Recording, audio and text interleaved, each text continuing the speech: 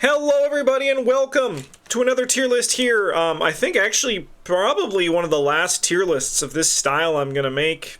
I mean, never say never. Never say never. You never know what's gonna happen. I might revisit like Dunwich 12 years as opposed to just 8 years later. But probably not. I actually don't know. I mean, we never say never. But in this series, I look back at old player card boxes, especially now that INNSMOUTH is going to be re-releasing in its new box format very soon, and giving updated thoughts on those cards now that I have been playing them with much more time and perspective for those cards. I have the tiers. They're pretty simple. We have Busted. These cards are generally going to break the game wide open. The Busted tier is going to be the rarest tier. Just by the nature of it. I do think that contrary to what a lot of other reactionaries out there will say, I do think that actually Arkham's design is actually quite solid. And I think there are a lot less busted cards than people say there are. I think there's a lot of powerful cards, but I think powerful cards make for good card games, especially in a co-op environment. So my busted tier is going to be quite minimal compared to what I imagine some other people might say. We then go down to Fantastic. These are the cards that I think are very strong and don't need a lot of work to pop off. They're just going to generally just be fantastic cards whenever you draw them, no matter the shape that the game is in. Expect a lot of our staples to exist in this part here, especially ones that if you know and you played INNSMOUTH, you'll know what those cards are. We have Great. These are cards that aren't fantastic but are still like very, very, very good. Some would even say great. Good is when we get to cards that are just generally good but they don't really pop off too much. We go to Fine. These are cards that I think are just generally flat. They're fine to draw, but you're gonna upgrade out of them later, or alternatively, they are just fine even in the experienced state that they're in. Lastly, this is probably the tier that causes the most controversy, because when I'm analyzing cards, I look at them not as like their peak, right? I don't look at I try to look at them as just in their general use. So like if a card is fantastic, but you need like 4 other cards to make it work, that to me is more of a fine card or a good card than a fantastic card. And then finally, this is the I regret playing this. This is the tier that we can call, I think, cards are just like generally bad. Or the closest to bad that exists in Arkham, because a lot of cards you can kind of just take advantage of and do great things with. However, some of them also can be pretty bad. All right, so let's start in here. I actually also cannot read that well. So how do I read this card better? Because it is pretty tiny for even me. I have to squint. All right, we're making the card even bigger. That's the best way of doing that. So buckle up. This card's going to get even bigger, folks. That's probably fine. I asked if it was okay for everyone watching. Didn't even think of myself. That's the true selfless content creator that I am. You know what? I deserve to be a little bit bigger too, don't I? I deserve to be a little bit bigger. Wow, look at me. I'm huge. Okay. Let's do this. Book of Psalms. This is a 3-cost Guardian asset that takes up a hand slot. It's an item tome and it's blessed. Uses 4 secrets. As an action, spend 1 secret, heal 1 horror from an investigator location, add 2 bless tokens to the chaos bag. I think this card is fine. I think there's homes where this card will do better. Like, I think like Sister Mary, obviously, she was the investigator from this cycle. And like her being able to heal and add bless tokens is really nice. I don't think this card is by any means bad. The Bench Bellegarde, thank you so much. Oh, I don't have my alerts here. 1 second. Thank you so much for the Twitch Prime subscription. Much appreciated. But yeah, as I... What are these under browser? I think that like healing generally I think needs to have a really good payoff for me to consider it like better than fine or good. And I think that this payoff is nice, and I think this card will function. But I think ultimately, you'll be able to do better healing or get better bless generation or have better uses for your hand slots as the game goes, unless you are like a full support build, and then I think Book of Psalms can probably make it work for the majority of the time. Yeah, the heal 1, there's like better rates at 0. There's Hallowed Chalice in Scarlet Keys that I think is better just rated 0. It doesn't have the upside of blessed tokens, but it also doesn't have uses on it. But I think overall this card is just kind of fine. I don't think it's bad by any means, but I think it's just kind of fine. Alright. We got a hype train, holy hell. Let's go. Alright. Gabriel, by the way, thank you so much for 9 months of the Golden Table. Hope you're having a great one. Let's keep this going with Blessed Blade 0. Not to be confused with Blessed Blade 4, which came out on Hemlock Vale. This is a 3-cost item, weapon, melee, blessed card asset in the Guardian class. Takes up a hand slot as an action. Fight! If Blessed Blade is ready, fight, you get +1 fist for this attack. Sorry, I should actually. So action. If Blessed Blade is ready, fight, you get +1 fist for this attack. If a Bless or Elder Sign token is revealed during this attack deals +1 damage. Before revealing Chaos tokens for this attack, you may exhaust Blessed Blade to add 1 Bless token to the Chaos bag. Trace, thank you for 13 months of the Golden Table.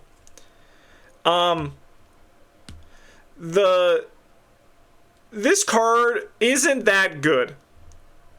Do I think it's fine? Yeah, I think it's fine.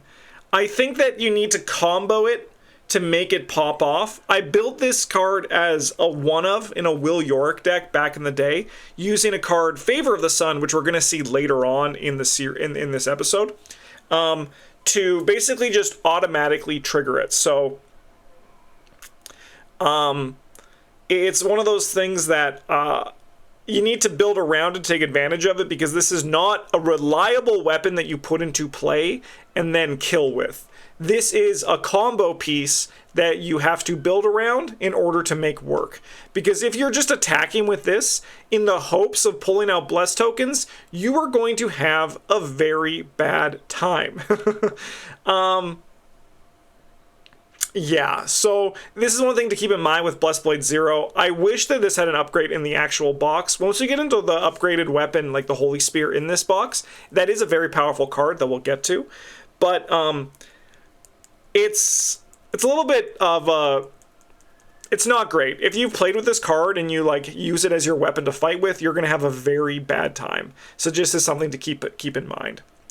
Can we agree that Blessed Blade 4 does not feel like an upgrade of this card, but more like a different card altogether? No, I think it feels like an upgrade. It's a weapon that puts blesses into the bag.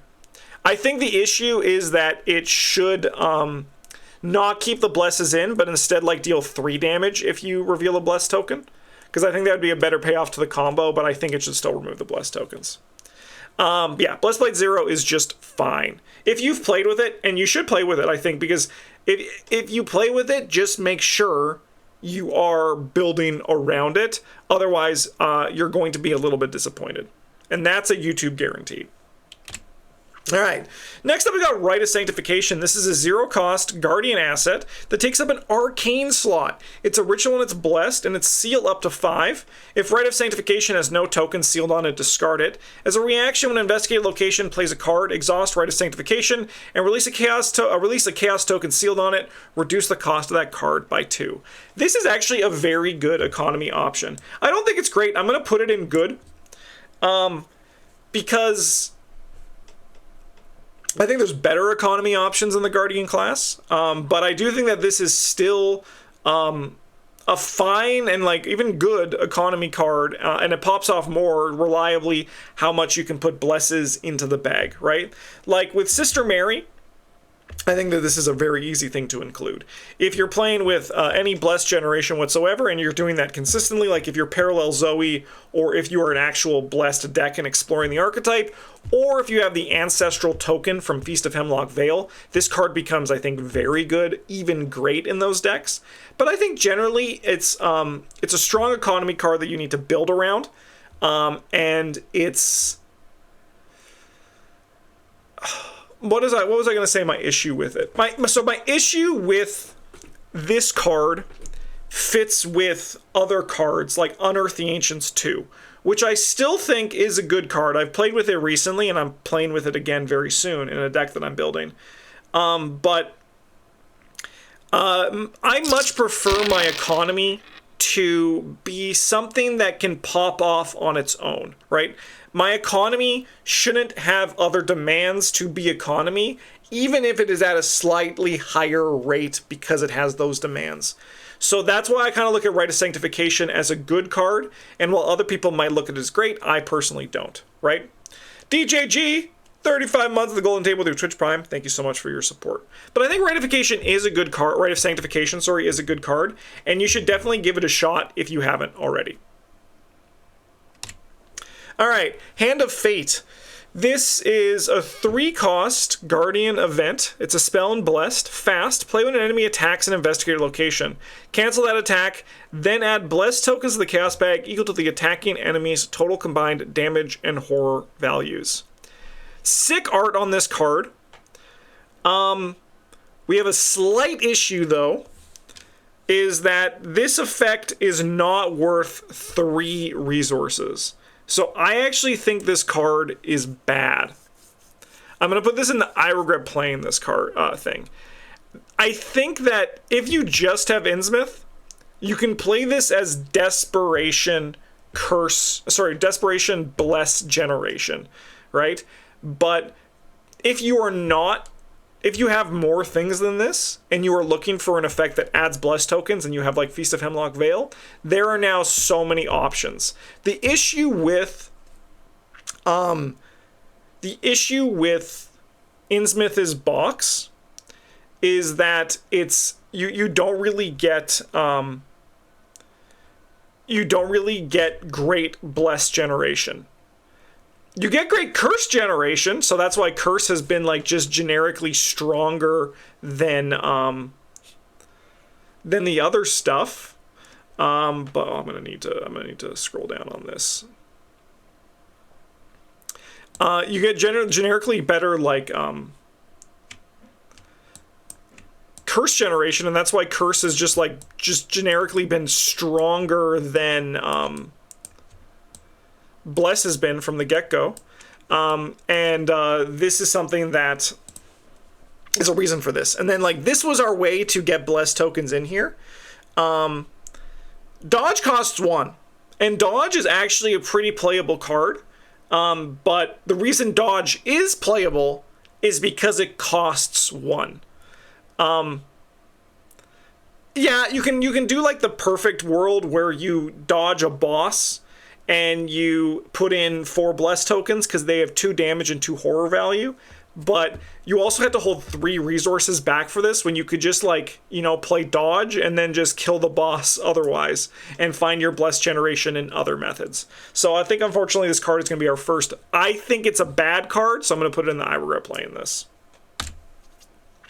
On to some secret level 0 cards. We got Cryptographic Cipher. This is a 3-cost seeker asset. It's item tool and takes up a hand slot. It uses 3 secrets as a lightning bolt. Exhaust Cryptographic Cipher. Spend 1 secret. Investigate. Your location gets +1 shroud for this investigation. As an action, you can exhaust Cryptographic Cipher and spend 1 secret. Investigate. Your location gets -2 shroud for this investigation. I think this card is good. I'm going to put this in the good tier. I don't think there's much that you can hate about Cryptographic Cipher. It's a flashlight, but it's also better than a flashlight. Because that lightning bolt can enable a lot of really funky things, and I think unless you've explored that lightning bolt trigger a lot, it's gonna be something that you don't realize just how much it pops off. So, like, for example, there's a thing in Arkham about nesting skill tests. So if you trigger a skill test, like, during a skill test, you resolve that skill test once you have finished the first skill test. So that's basically, like, how they nest their skill tests if something shows up. So, like, for example, in the Mythos phase, if you are triggered into something that is a little bit scary, maybe something, for example, destroys an asset, and you're like, I'll get rid of my Cryptographic Cipher, you might as well just, like, use it, right, before it goes. Triggering things during like enemy phases. If you're like Trish Scarborough, right? An enemy moves into your location after 100 enemies move. You can use cryptographic cipher to then investigate with the lightning bolt enemy before the enemy attacks you. Then you can evade the enemy, or you alternatively can like grab an extra clue, right? There's a lot, like say for example your guardian is just going to soak it. Your guardian is going to get attacked by the enemy. You can be like, hey, I'm going to, after 100 enemies move, I'm just going to quickly grab a clue at this location. And that +1 shroud is a lot less scarier than it thinks. Well, than it seems, sorry. So it's one of those things that I think this card is actually pretty good, and there's a lot of use cases where that lightning bolt can really do cool things. All right, Cryptic Grimoire. This is the researched card from this cycle. This is a 3-cost hand slot in the Seeker. It's an asset. Add, as an action, add 1 curse token to the Chaos Bag. If there are 10 curse tokens in the Chaos Bag, discard Cryptic Grimoire. Remember your campaign log that you have translated the Grimoire. Replace 5 curse tokens in the Chaos Bag with 5 bless tokens. I'm going to do something I normally don't do for these cards. I'm going to put this in like the fine tier because it actually like has a use. You could actually just use this in Daisy as like passive curse generation until you upgrade it, right? It's one of those things that like it actually has a use, unlike most of the other ones that come with here. By the way, Rustich, how's it going? Thanks for the kind words. This one is very hard to translate unless you build around it. I have a pretty good translate at 0 rate with this deck. It's you have to like make it work, but it's doable. I think it is very doable. You just gotta like be aware of it and like go hard on it. It needs to be like your objective for the first scenario. Now the question is, are the upgrades worth it? That's a question that future Justin is going to answer. All right, on to Deep Knowledge. This is the first of our curse suite of cards. Holy hell, before I read this, Rusters, thanks for the 10 gift subs. Holy hell, thank you for that. Why is this alert so low? But thank you so much for that. It's very kind of you. Thank you for the support. All right, this is the first of the curse, the 3 curse cards in INNSMOUTH Conspiracy that are pretty powerful. They're pretty powerful cards. Event Deep Knowledge, 0 cost. It's an insight and cursed. As additional cost to play Deep Knowledge, add 2 curse tokens to the Chaos Bag. Investigator's location, draw a combined total of 3 cards. You decide how many cards each investigator draws. Okay. I'm just getting my words in my mind. Because I think of the 3, this is the worst one. The 3 being Faustian Bargain, Deep Knowledge, and Promise of Power. I think this is the worst one. I'm just trying to think of where I'm going to put it. If it belongs on the same tier as the others, or if it's going to be a tier lower, is kind of what I'm thinking. And I think I'm going to put this card in Great. I think the card is obviously like really nice. But I think the issue with it is that it feels less worth it than the other ones. Because I think that there is, especially in the Seeker class, there actually already is a good chunk of card draw. And it's one of those things where there's not as much of like an equivalent, at least at level 0, right? Like the reason why Faustian Bargain is so good is because like 5 resources is a lot of resources, right? At level 0. There's a lot more active card draw as well than there is active resource generation. By active, I mean card draw while advancing the game. So an example of that is like Grim Memoir and Watch This. These are 2 cards that advance the game while also giving you cards or resources. And generally, I think that inactive card draw and inactive resource generation needs to be stronger to make up for the fact that it's not active. You're not actively winning the game while playing those cards, right? And I think that this one's rate kind of falls just a step below Faustian Bargain and Promise of Power. Obviously, we're just like splitting hairs here because I do think the card is great. It's a very good card. And while it's not one that I actually put in a lot of my decks anymore because I just don't think it's as fantastic as the others, I think it's still, if someone plays it, I'm never like, that's weird, why are you playing that?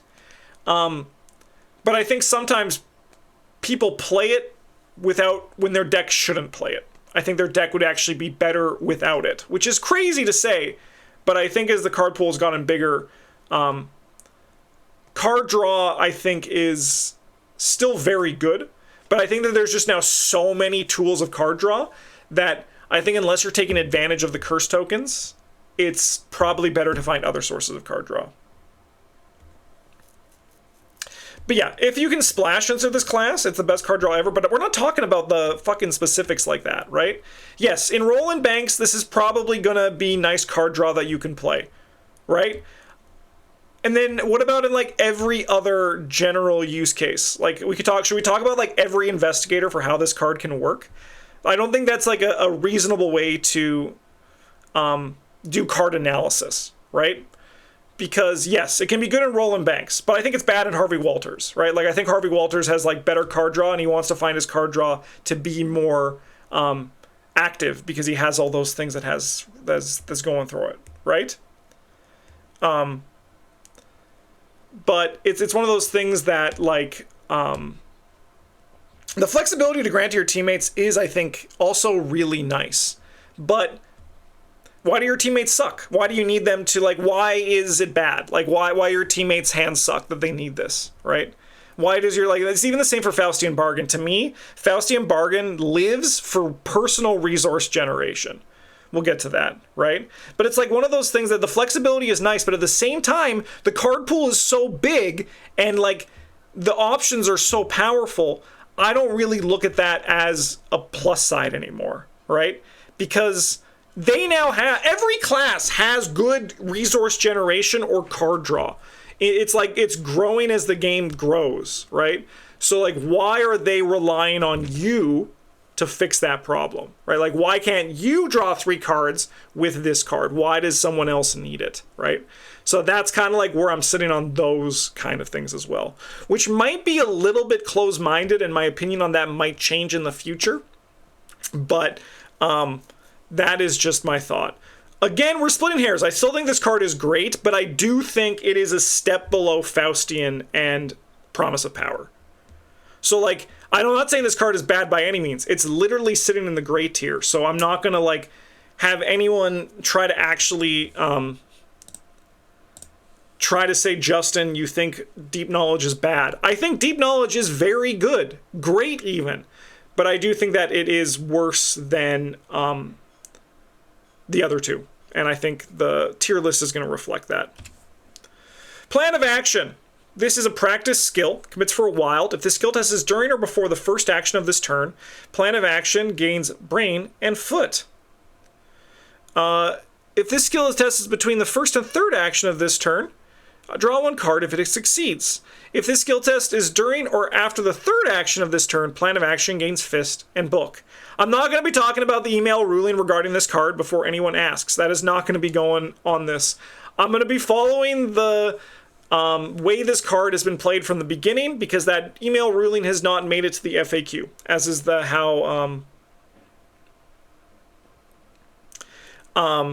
is how we're going to be talking about this card.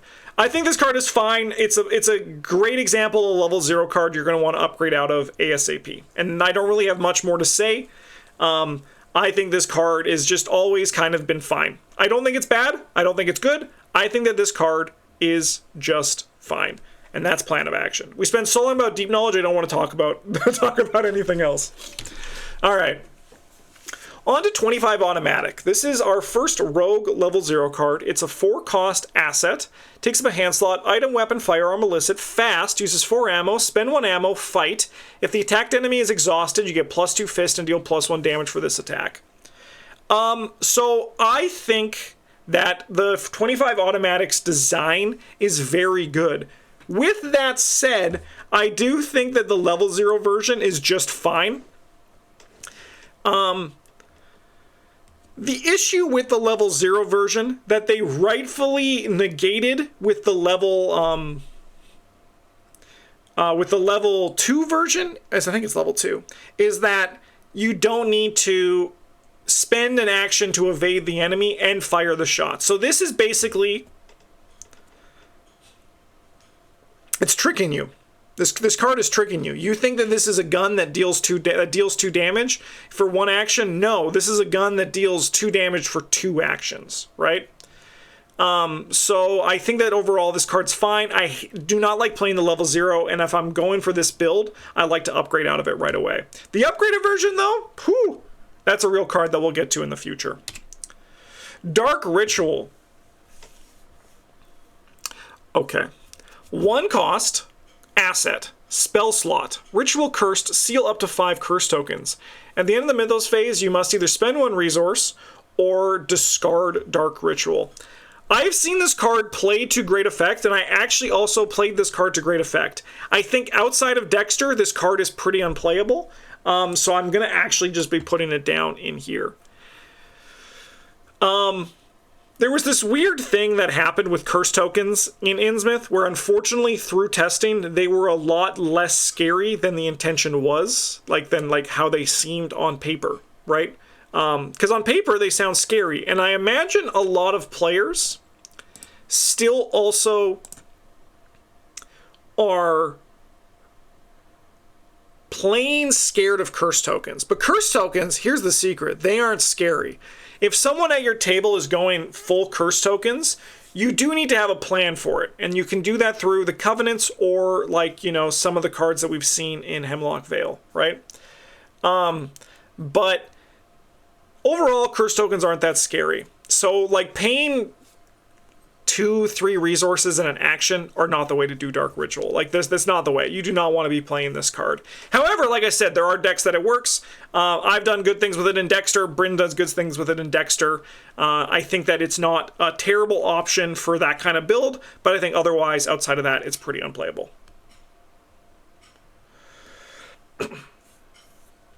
Do you think that the surprise in the Drowned City is the reprint of the Return to Player cards? Or what surprise in Drowned City? I had no idea that actually there was a surprise in the Drowned City. On to Obfuscation next. This is a 2-cost asset, takes up an arcane slot, fast, uses 3 charges. When an enemy makes an attack of opportunity against you, spend 1 charge, cancel that attack. Sharkboy, 15 months at the Golden Table, thank you for your support. I hope you're having a great Friday. So Obfuscation, I think it's good. I actually think this card's pretty damn playable. I think there's a lot of different decks that would enjoy playing this card in. Trish, Dexter, Keimani, I think also can use Obfuscation to do good things. I think that this card is better than fine. I don't think it's particularly very good. I think it's on the lower end of good than the higher end of good. But I do think that Obfuscation is surprisingly playable. And anytime someone brings it out, I actually am just wow, this card's actually doing some stuff. So I think Obfuscation is pretty good. Yeah, I don't really have much to say. Again, it's just it doesn't do anything too exciting. Obviously in Trish, it's fantastic. But overall, I think the card's just good. Faustian Bargain, the big boy himself. 0-cost event, packed, cursed. As additional cost to play Faustian Bargain, add 2 curse tokens to the Chaos Bag. Investigators at your location gain a total of 5 resources, distributed as you wish. Alright, well, no, we're not going to bury the lead. This card's fantastic. I don't think it's busted. I think it's very powerful. But I think so. I think the card is completely fair because we've been playing with it since it's come out, and no one's been Well, I mean, someone's been like, but like, there's been no general wide sentiment of being like Faustian Bargain needs to be tabooed. It's just we're all like, this card is very powerful, and we can all agree that this card is very powerful. But like, I don't think I could take someone, I mean, maybe I said it in the past, but I think that this card is just honestly fine. And controversial opinion, I got yelled at for this when we recorded a list video.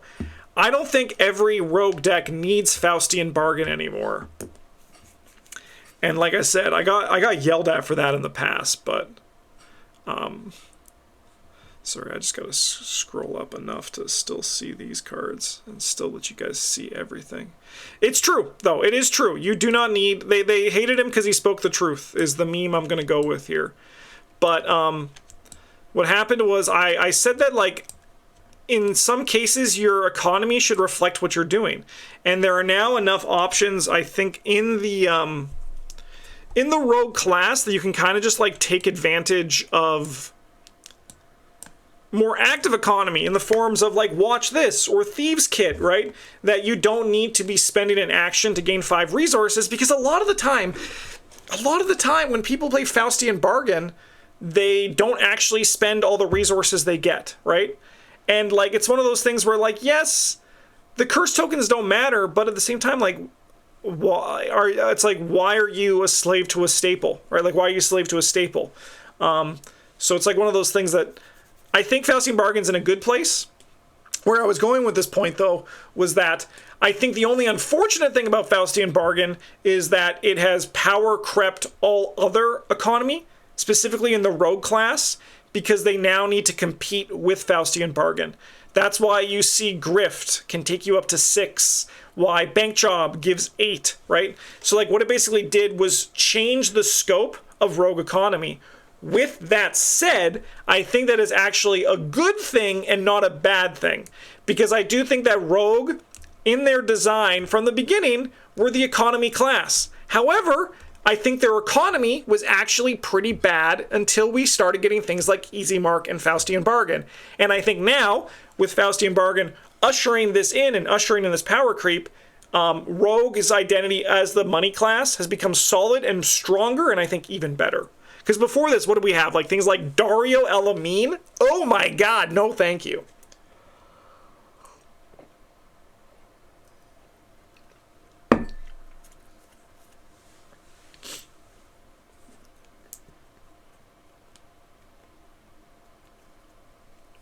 Bank Job only gives 6. That's true. Bank Job does only give 6. So like 6 is like the number there. 5, 6 is the number they're looking at for like those kind of things that have hoops to jump through. So like, yeah, that's the nice thing about Faustian Bargain. Obviously this card is fantastic, and it's still in like 90% of the rogue decks I build, but I find myself playing it less and less because I think that you can just, economy is easier and easier to put together, and like more consistently as well. On to Sword Cane. Sword Cane we got here. This is in the Mystic class, level 0, 2 cost. Item, relic, weapon, melee. Playing Sword Cane does not provoke attacks of opportunity. As a reaction, after Sword Cane enters play, immediately trigger its action ability without paying its cost. As an action, exhaust Sword Cane. Fight evade, you may use brain in place of fist or foot for this attack or evasion attempt. I think this card's very good. I don't think it's great. I'm going to put it in the good tier, though. It's one of those cards that you're never upset if someone plays, because like they do good things with it. In Dexter, it's fantastic, right? The upgrade is going to be really cool when the upgraded version comes out. I think the upgraded version of it is going to be really nice. If it stays or changes in its form, it doesn't really matter. I think just the whole design was really solid. But this card is nice. It does a lot of good things. But at the same time, it's limited. But it should be limited. It's a level 0 card. It should have those restrictions. I think Sword Cane is a very well-designed card, and because of that, it lives in this kind of like good tier, where like as soon as you fail the test, or as soon as you get a second enemy, you're like, my Sword Cane isn't really up to snuff, right? But coupled it with kill spells, it's going to do a good job. So I think this card's really nice.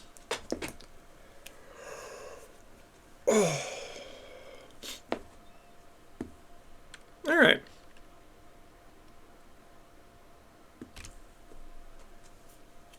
I think if Wither didn't have an arcane slot, it would actually get played. Hell yeah. I agree with that completely. I think if Wither has, I think honestly Wither should get played more now. I'm convinced. You need to build around it a bit, but as soon as there's a consistent way to get arcane slots that's like, you know, like permanent, everyone's going to play Wither. I don't think that's going to happen though for the good of the game probably. Tides of Fate. This is a 1-cost event. Spell Bless, fast play during any Lightning Bolt window or at the start of the round. Replace all Curse tokens in the Chaos bag with an equal number of Bless tokens. At the end of the round, replace all Bless tokens with an equal number of Curse tokens. So this card, when you read it at first glance, it's... You're like, why would I do this? Right? Like, why would I do this for any reason? And the answer to that question is combo pieces. This is a combo card. This is not a card that you're playing unless you are doing a combo with it, right? So, like, you turn all the Curse tokens into Bless tokens. You seal those Bless tokens, and now it's no downside, right?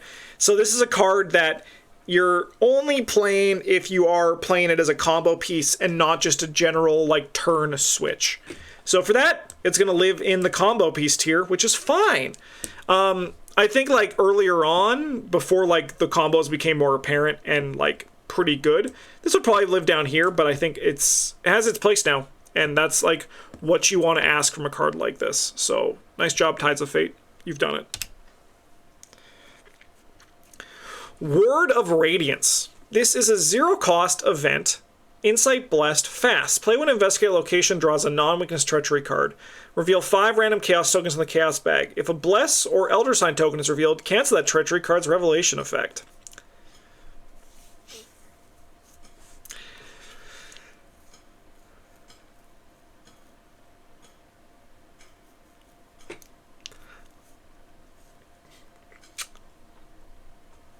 No.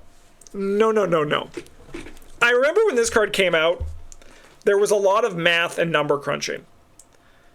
And everyone was saying, like, without any Bless tokens, this card has X percentage chance of hitting canceling an effect, right? And people were like, that's playable. Like, that's good. We should play this card. No, you should not play this card, because do you know what card has a 100% chance of hitting? Word of Protection.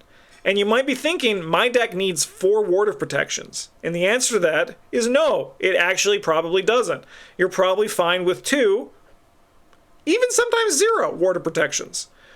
So I think that this card got kind of like hyped up a little bit too much when it first came out. If you're going like hard on Bless, yeah, it's probably fine to play, right? Like, it's a free Ward of Protection. But at the same time, I think even if I was going hard on Bless, I would go for the 100% chance of the time, 100% chance of the time, right? I know, like, you don't need many Blesses to make the odds, like, really good, like, very favorable. But I don't know, you know, we should actually, I want to see if there's the math. Let's go to the actual Arkham DB page. I'm curious about the math. I wonder if that's actually on there or if that was a Reddit post. Ward of Radiance. Yes, we got it. We got numbers.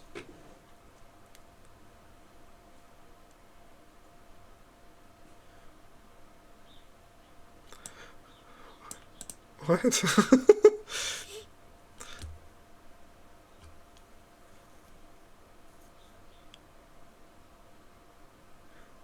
Why can't I read this? Why is there the number 38 on the side?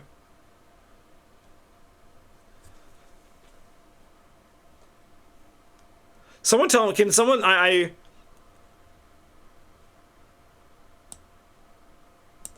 Oh, that's the number of tokens in the bag. That's the number of tokens in the bag. Yes. All right, we got there. We figured it out. So 16's usually, 16, 18 is pretty usual.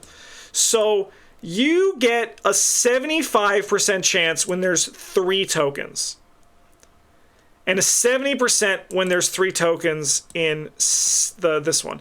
I'd say at that point, that's like probably where you're pretty happy to be playing the card. But still, like, It's not 100. And Ward of Protection is just like 100%.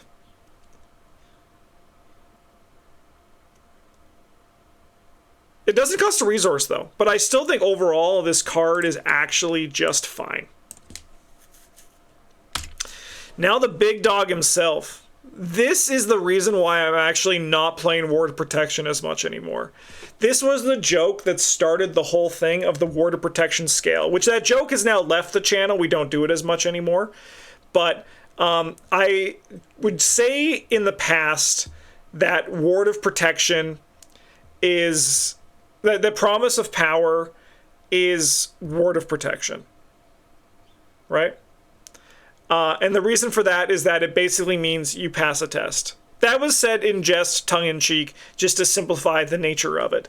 But when you commit Promise of Power, it's pretty... you're probably going to pass the test. Like, sometimes you eat the curse token and you fail the test, and then you get to say, oh no, the consequences of my actions? Like, how did that happen to me, right?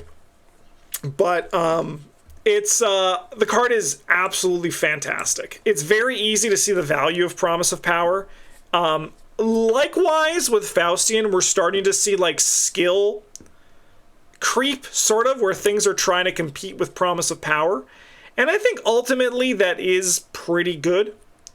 But at the same time, I think skill design kind of has faltered a bit. I think skills have not, like, really gotten anything too exciting lately. I mean, there is like the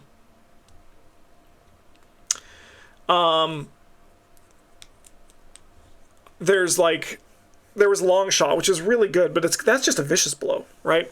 It's just like, I feel like skills design is kind of stagnated a bit, which makes sense. Skills are probably the hardest cards to design for, but we're seeing a similar sort of creep with that. But I do think that in theory, each class should have kind of its own Promise of Power effect. A double unexpected courage, if you will. Crazy, though, that, like, with this and Faustian Bargain, how little there actually was, like, how much they thought curse tokens were going to be in a thing, and how much they actually were, and you can see that related to the cost that they have here. Steric Method is pretty awesome. I'm not saying that the skill cards aren't powerful. I think the skill cards are powerful cards, but I think, like, the new skills have kind of stagnated in their design, right? Like, we haven't seen a skill that I can think of off the top of my head that are on the same level. Take the Initiative, Inquiring Mind, and Savant are the other Promise of Powers. I disagree.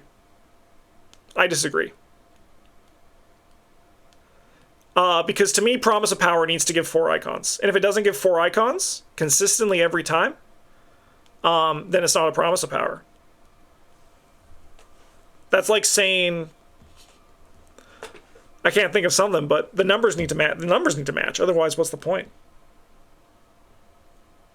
Yes, I do think that this probably should have been 3 icons to fit with those other things, but it's not, and it's 4. And now we have the Promise of Power. Diabolical Luck is great design. But it's not like, we're not like, there's no skills that are like helping to, like, there's skills have just become about numbers, right? And like, there's like, not like things like Copycat. We haven't gotten anything unique like Copycat in a long time.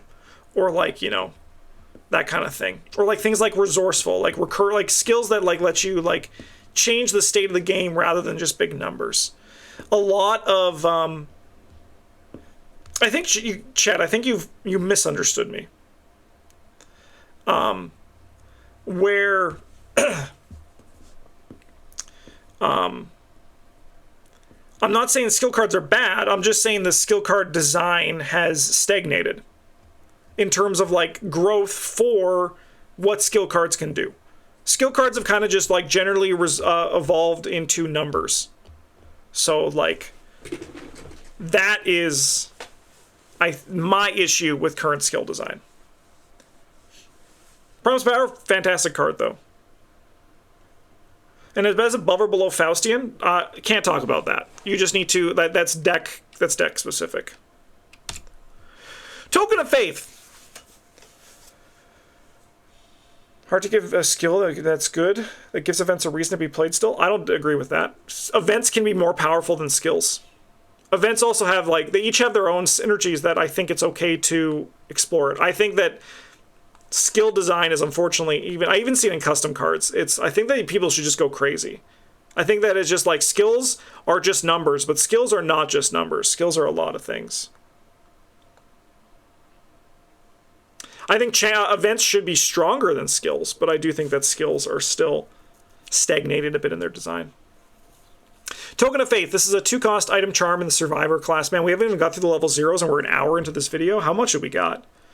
Ooh, okay. We got to pick up the pace. We got to pick up the pace, chat. All right. As a reaction, after a skill test ends in which one or more curse tokens were revealed, exhaust Token of Faith, add that many blessed tokens to the Chaos Bag. I think this card, even though like I say it's good, I think it fits my definition of a card that gets better in the shell that it's in, and that shell involves your teammates. So while I think this card can be good or even great, I do think that you need to have some sort of team synergy to go along with it to really make it pop off. So we're going to put that in the fine tier for this one, even though I think that it can be really good, and I actually enjoy playing it. But you need to have like a team who is playing curse tokens. Okay, next up we got Keep Faith. This is a 2-cost event. Fortune Blessed, fast, play during any lightning bolt window, add 4 blessed tokens to the Chaos Bag. Honestly, I don't know how you can look at this card and think of anything other than fine. Right? Because, like, how can this be anything other than fine, right? This is like a perfect fine card. 4 is a lot, though. 4 is a lot. But, like, what are you doing with them? And if your answer is a combo, that's what fine is for, right? That's, like, if you need other cards, as I said at the start of the video, as soon as you get to, like, 3 cards, I'm like, okay, it's all right, now we're getting, like, pieces falling into place. Combo decks are cool, and, like, building combos are cool, but, you know, I've seen combo decks function and I've seen them fail. It can happen, right? But yeah, no, I think this card's fine. I don't think it's bad by any means, and I think there's decks that can really take advantage of it that can push it above fine, but I think this is, like, the perfect fine card. Because, like, what does it do? Adds 4 blessed tokens? Cool. What are you doing with that? A combo? That's great. What are you doing with it otherwise? Just using the blessed tokens to do other things? Cool. That's fine. Alright. These cards are not fine. These next two, they are not. They are not. Predestined. This is a Fortune Blessed, max 1 committed per skill test. You may commit Predestined to any type of test. If this test fails, either add 2 blessed tokens to the Chaos Bag or remove 2 curse tokens from the Chaos Bag. Hey, take heart. What if I was, like, so much worse than you? This card is, and I regret playing this. Predestined is not the way. It's not the way. Do not play this card. I think this is actually, like, if I had to look at what I thought were some of the worst cards in the game, I think Predestined would be on this list easily. It doesn't even have, like, the Dark Ritual or even, like, Hand of Fate, where I could be like, I see why you're playing this. If someone plays this card, I actively think they are trolling me. This could do both effects and be still terrible? Probably, right? I mean, maybe if it did both, I could see you playing it if you did both. In, like, a Wendy deck? Yeah, it could be decent in Stella if you did both. But, like, as it is right now, as printed, no thank you. Ah, Beloved, my beloved. This is a level 0 skill, innate and blessed. It commits for a brain, a foot, and a wild.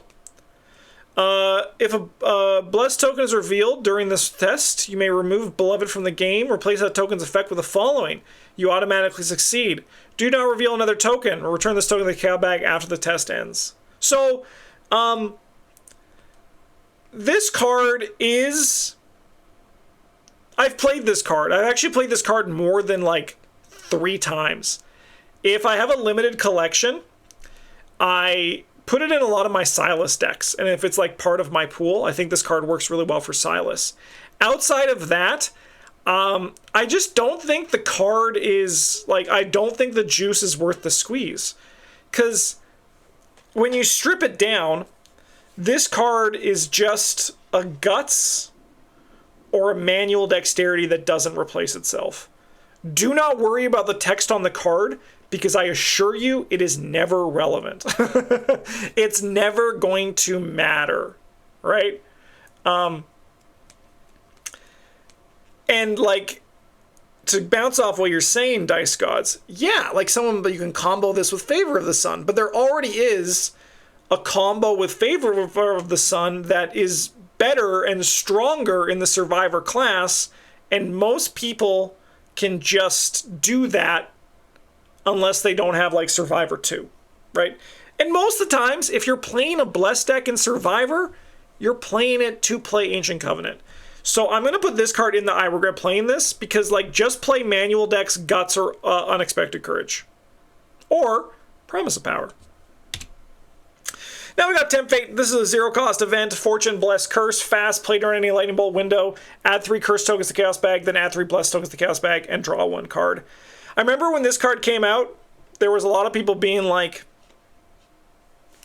There was a lot of hubbub being like, well, now every deck is 28 cards. Honestly, we might have even said it on our own channel.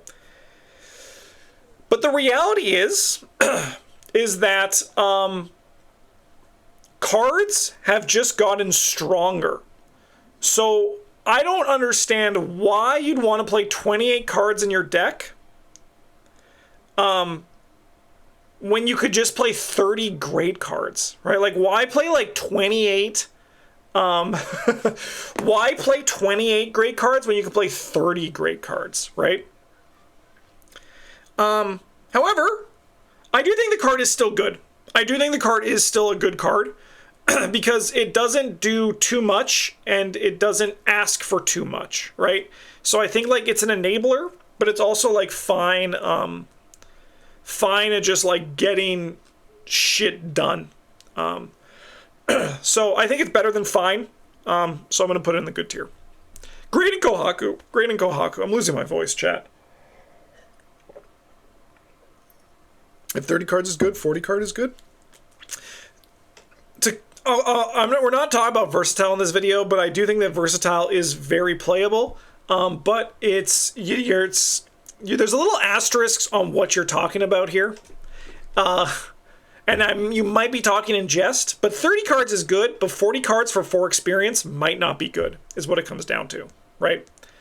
Because for that experience, I figured you were memeing, because I've read your opinions a lot on our Discord, and I agree with, I think, like 98%.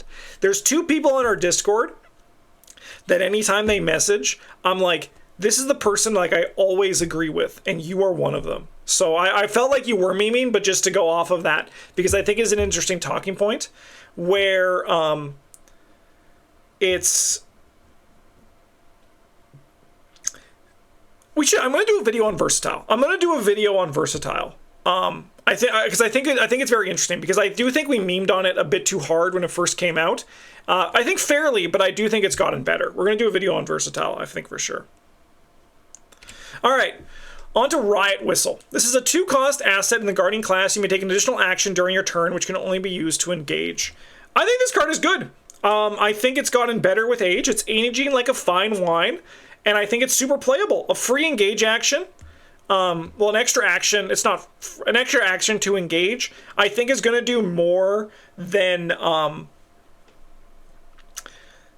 it sounded like it would earlier on in the world of Arkham Horror. So I think that this card is damn good. I think it's good. I think it's a good card. Righteous Hunt. This is a 1-cost, 1-experience event. Engage. Tactic and Bless. Sorry. Engage. Choose an enemy up to 2 locations away. Move 1 location at a time to that enemy's location. Engage it and add Bless tokens to Chaos Bag. Equal that enemy's horror value.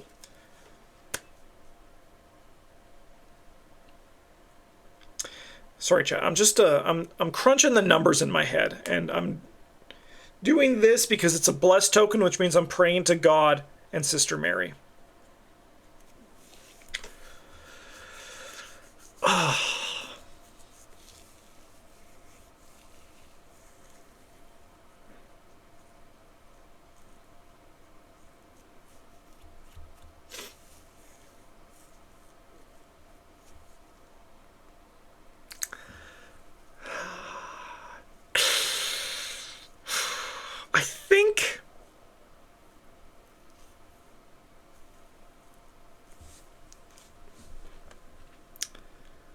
I think I'm going to put this in fine.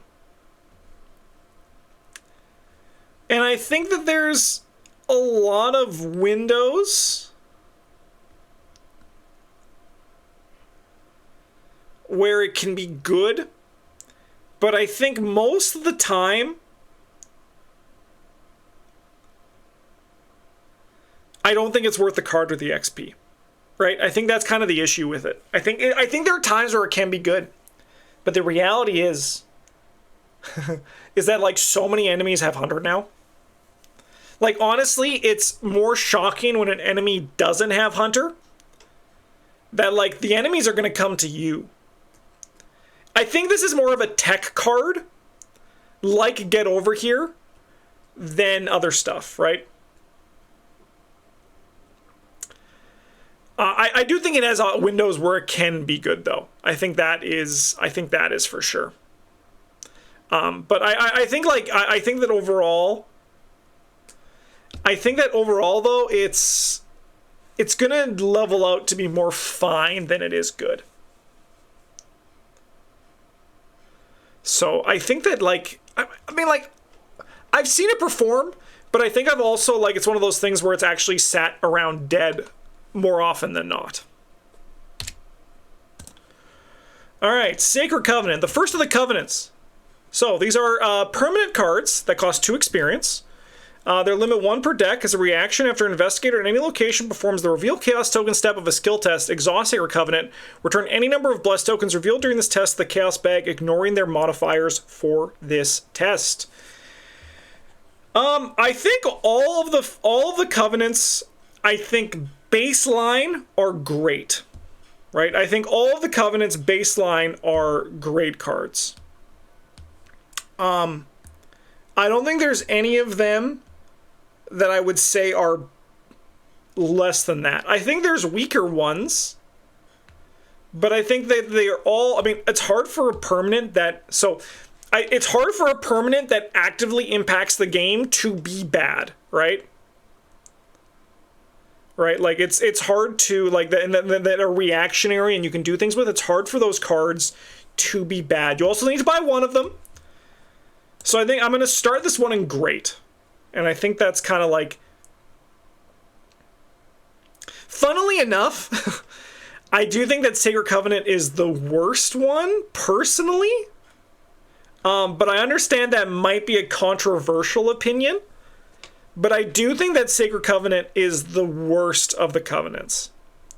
Which is funny, because I used to think it was one of the best. I remember when we were first playing. I was like, this card's value is wild. But I do think that it is definitely the worst one. Thank God I'm not crazy. I'm with the trend. Let's run off that cliff, people. We got this.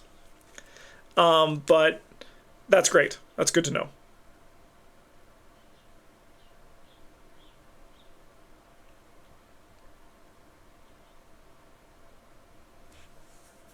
I think the Rogue one's the worst. Yeah, so to me, I think the bottom two are Rogue and Sacred. However, the reason why I think Rogue is better, because when you play Rogue, you play it in there to mitigate curse tokens. Like, you don't want to see them, and I think that's better than just keeping blessed tokens in IMO. So I think, like, the general floor of the two cards is better.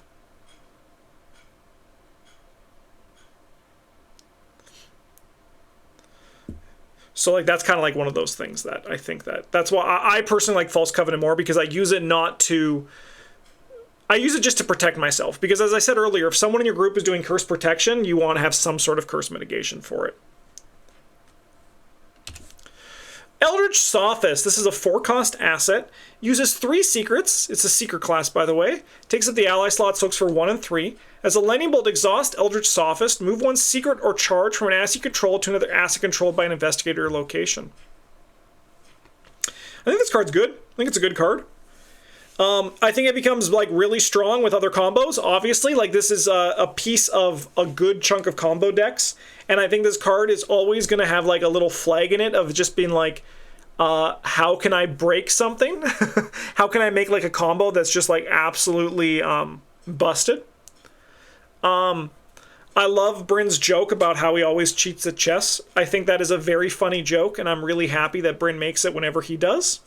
I'm going to be playing this card in an upcoming run on the channel with Travis and Bryn, so I hope we maybe see some jokes from Bryn about that one, because they always just, it's just like getting poked in the belly like the Pillsbury Doughboy. I just think it's always just a winner whenever Bryn makes those jokes, so I'm optimistic and hopeful we hear them. But it's a good card. Like I think that even outside of fine, the effect on it is like powerful and unique enough that I think it does the job. Stirring Up Trouble. This is a 0-cost event, 1 experience, Insight Cursed. As additional cost to play Stirring Up Trouble, add Cursed tokens to the Chaos bag equal to your location's Shroud value. Discover 2 clues of your location.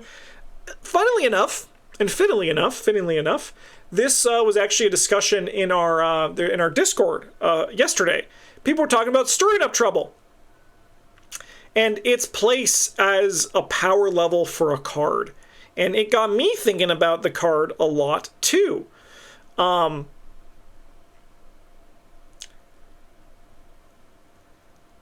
do like free clues, but I agreed with the general sentiment regarding the card in our Discord, which was that unless you are taking advantage of the curse tokens, or you have insight synergy, or you're like, for example, Luke Robinson, which you're probably doing one of those 2 things I mentioned before, this card actually isn't like really up to like the rate you want to be getting at for most things, I think.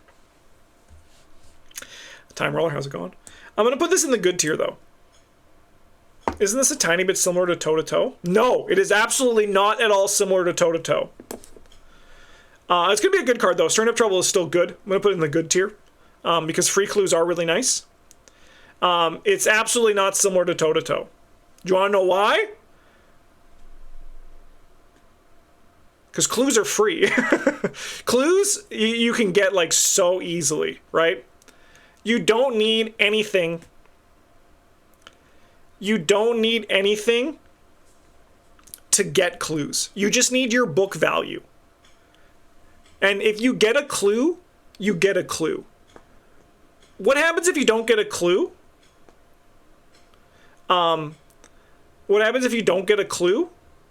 Nothing. You just try again next turn. What happens if you don't defeat an enemy? You get punched. The enemy fights back. The enemy's here to kill you.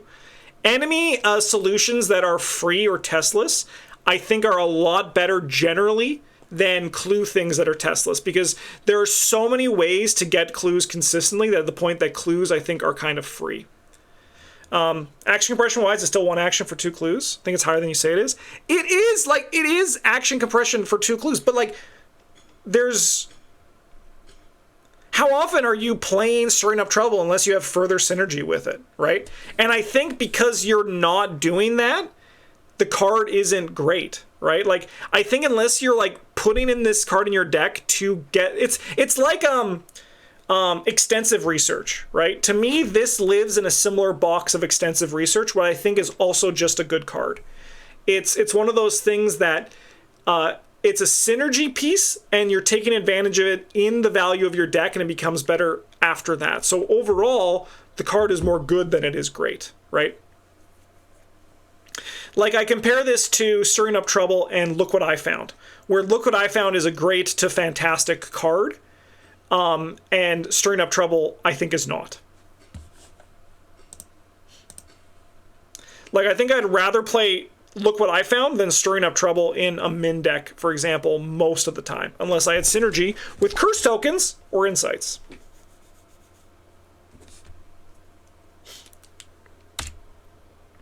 Blasphemous Covenant. This is the Seeker one. As a reaction, when investigate location reveals a curse token during a skill test, exhaust Blasphemous Covenant. Treat that token's modifier as +1 instead of its normal modifier. After this test ends, return that token to the Chaos bag. I think this one is also great. I don't think it's fantastic. I think it's fantastic if you're the Seeker, but I think it's bad for your other teammates whenever whenever you do this. And you, like, get the +1, and then it's like, don't worry, guys, I'm putting that curse token back into the cup. And everyone's like, you suck, you suck, you suck, right? So, I'm not putting that into the rating of the card, but that's just, like, the feelings of the card, which I always think is kind of just a little bit funny. Great card, though. If you're playing Curses and Seeker, play this card. You need to, or so otherwise you're not a curse deck. Them's the rules, kids. Breaking and Entering. This is a 2-cost event in the Rogue class. It's a trick. Investigate. Add your foot value to your skill value for this investigation. If you succeed by 2 or more, you may automatically evade an enemy at this location. This action does not provoke attacks of opportunity.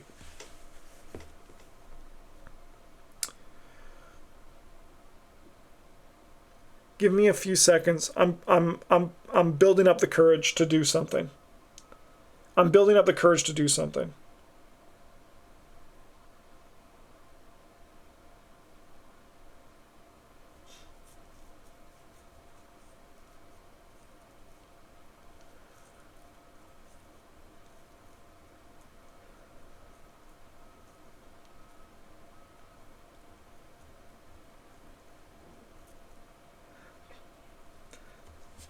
Put it in fine for content? No, I can't. Put in this thing fantastic. I'm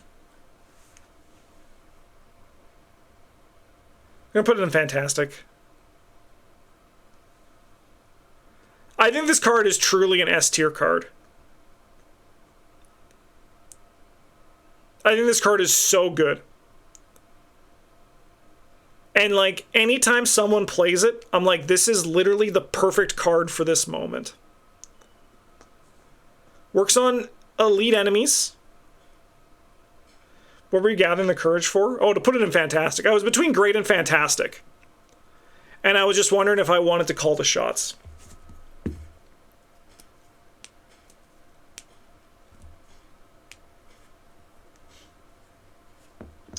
So, that's what we're doing here.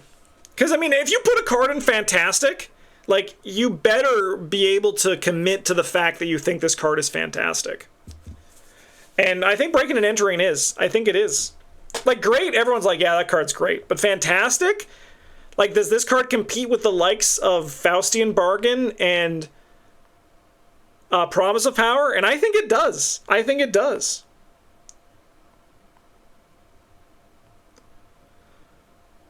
It's so easy to succeed by 2. Like, that's just, like, what rogues do. You obviously have to have, like, some sort of foot and book synergy for this to actually really pop off. But this card does so much work. For a level 0 card, the value that this card gives is pretty wild.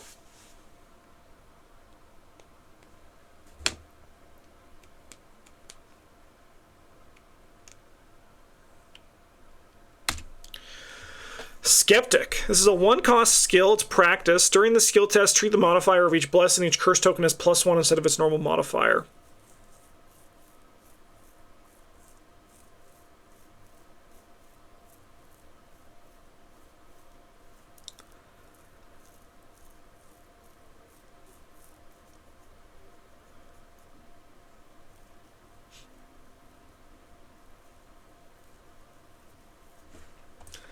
I think this card's not great. I'm going to put it in the I regret playing this, I think.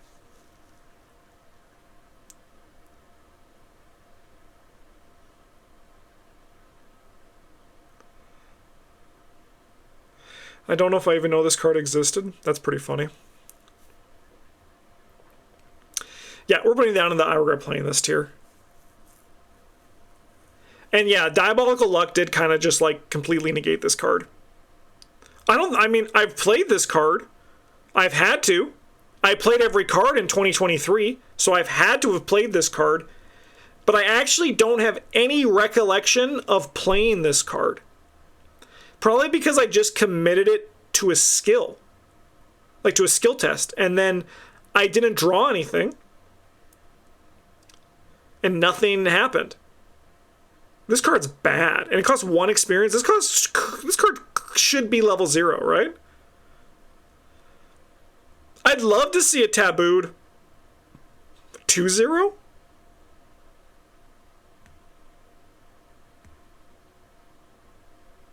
Just so, like, maybe it gets out of the binder. Someone's like, yeah, I'll put this in my level 0 deck.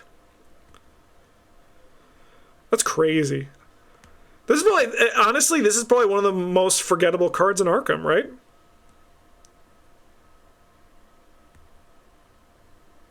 Even at 0 won't be played much. I agree completely, but you could put it in a level 0 deck. This has got to be... I mean, I think INNSMOUTH has a lot of cards that are kind of just forgettable.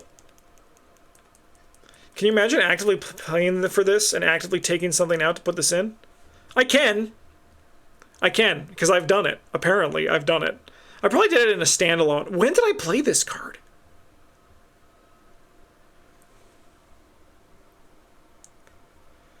There's a reason to exist, right, for a pilfer test you don't want to miss? Isn't there better things, though, than that? Just most, like a manual dexterity?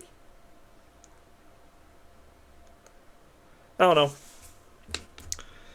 I get the theory, right? But, I don't know. False Covenant.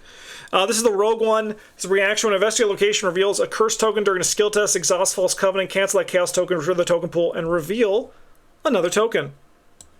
I think the one is also great. Once again, most of the covenants are going to be great. One is going to be better.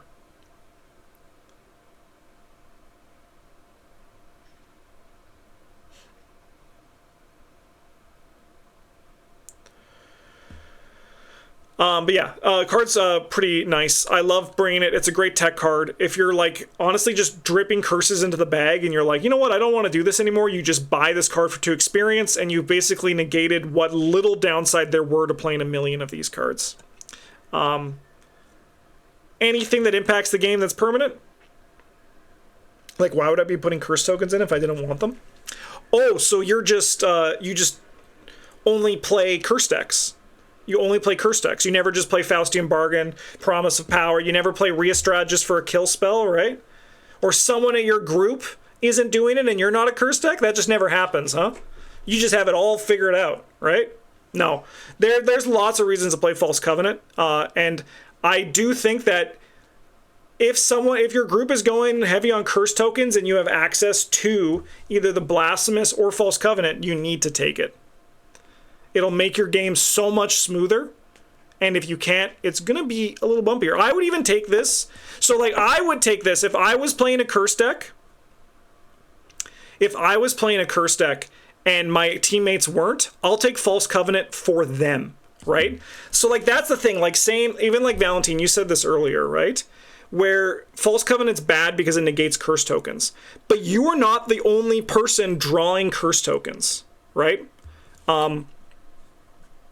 You're not the only person drawing curse tokens.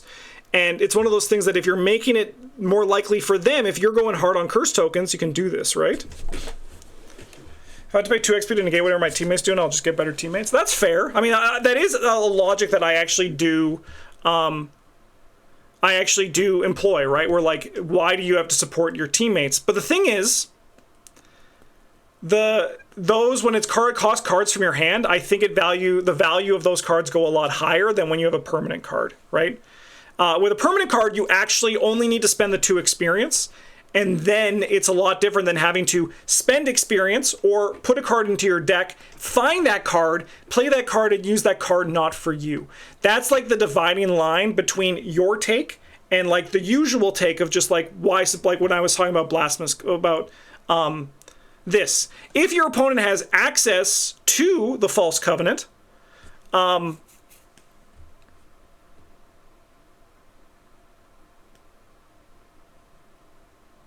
If you have access to the Covenant, it's like, then if they can do it themselves, you don't need to do it. But if they don't, like, for example, like, say they're just like some rolling banks and those curse tokens are becoming a problem, you should probably put False Covenant in your deck and it's going to do the job.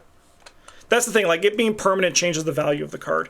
I do like this card, but the number of times I cancel the single in the bag only to draw it again, I don't think that can happen, Trace, right? Because you return it to the token pool.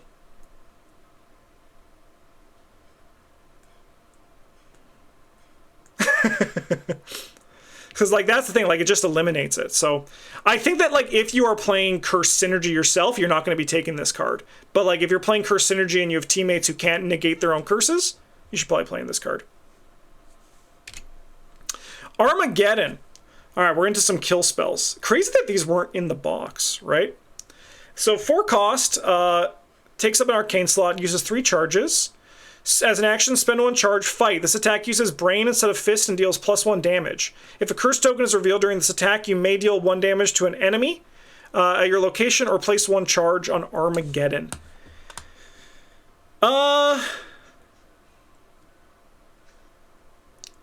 These, honestly, let's talk about all these in a batch, because we're going to talk about them all in a batch, because for this.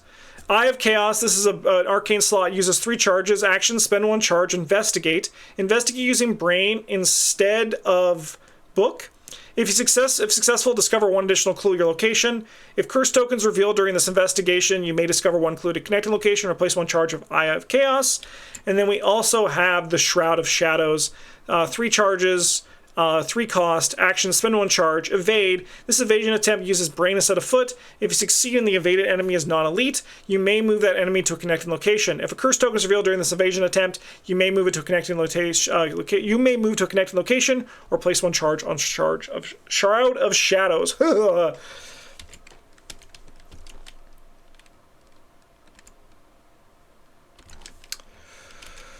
Eye of Chaos is so expensive.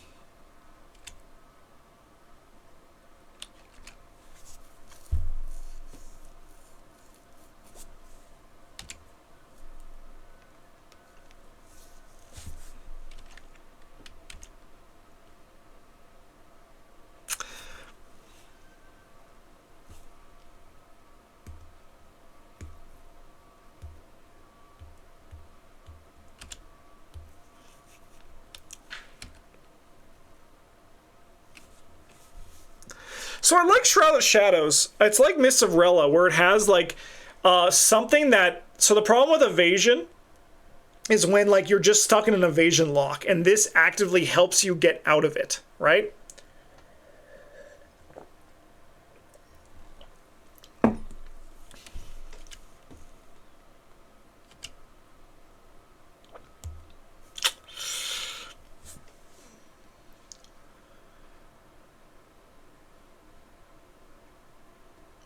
Curse pseudo basic mystic spells. I think this may be fine, but I'm sick of printing mystic spells for basic action for every archetype. Well, good news, they didn't print any in Hemlock Vale.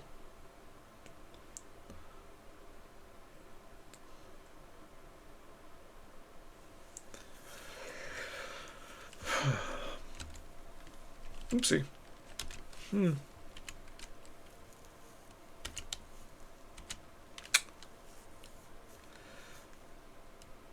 So the problem is, I don't think any of these cards are, like, good. Arkham Librarian, 29 months at the Golden Table. Thank you for your support. Hope you're having a great Friday. Okay, I'm going to put Shroud of Shadows in good. I think we're going to put this one in good.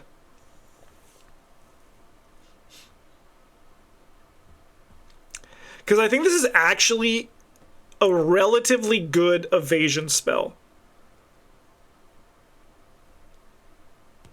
Even if you never reveal a curse token, the moving an enemy, I think, is actually pretty good. I think Eye of Chaos, it costs 5. So I'm going to put that in fine. I'm going to put that one in fine.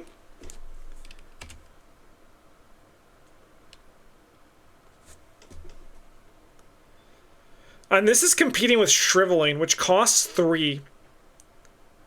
If you're in curses, it does change. I think I'm going to also put it in fine. I think it's just, these cards aren't good, and I'll be honest, most of the time I've seen them played, or I've played them, it doesn't actually, like, do it. You're just like, please, please let me draw a curse token, you know? And it just never happens. Does native access to all of a Mystic not change the equation at all? I mean, I think if you're fishing for tokens, the value goes up, but that's kind of like, once again, to my point for card evaluation is that I think that when you start looking at like other cards for the value to go up, unless it's an investigator card that you always have, or it's a permanent, it's harder for me to like actually take that into consideration, right?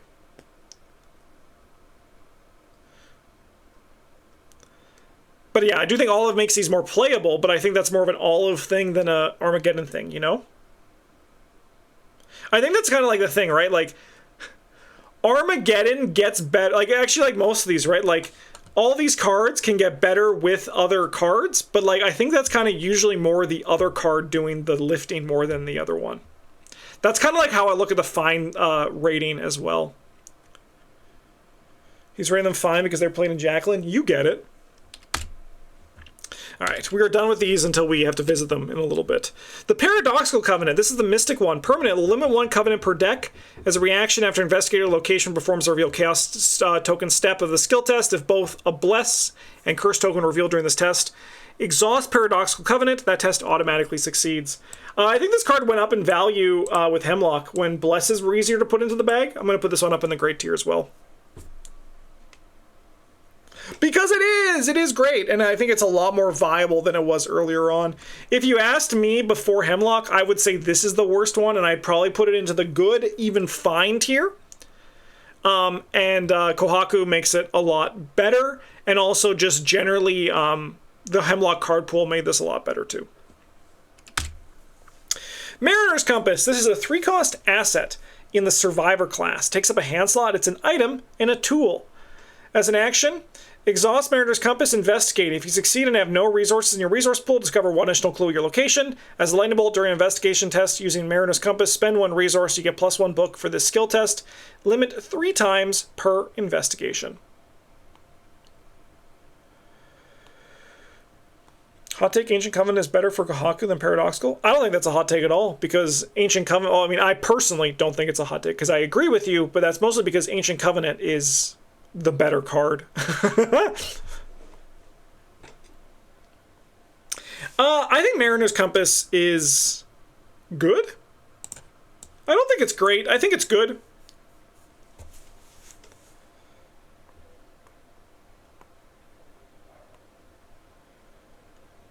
So nice. This is an exact copy of the Axe and is priced up on all fronts. I agree. I do like that. There was some foresight to realize. This is when, like, the inklings started to come that 2 clues is not on the same level as 2 damage.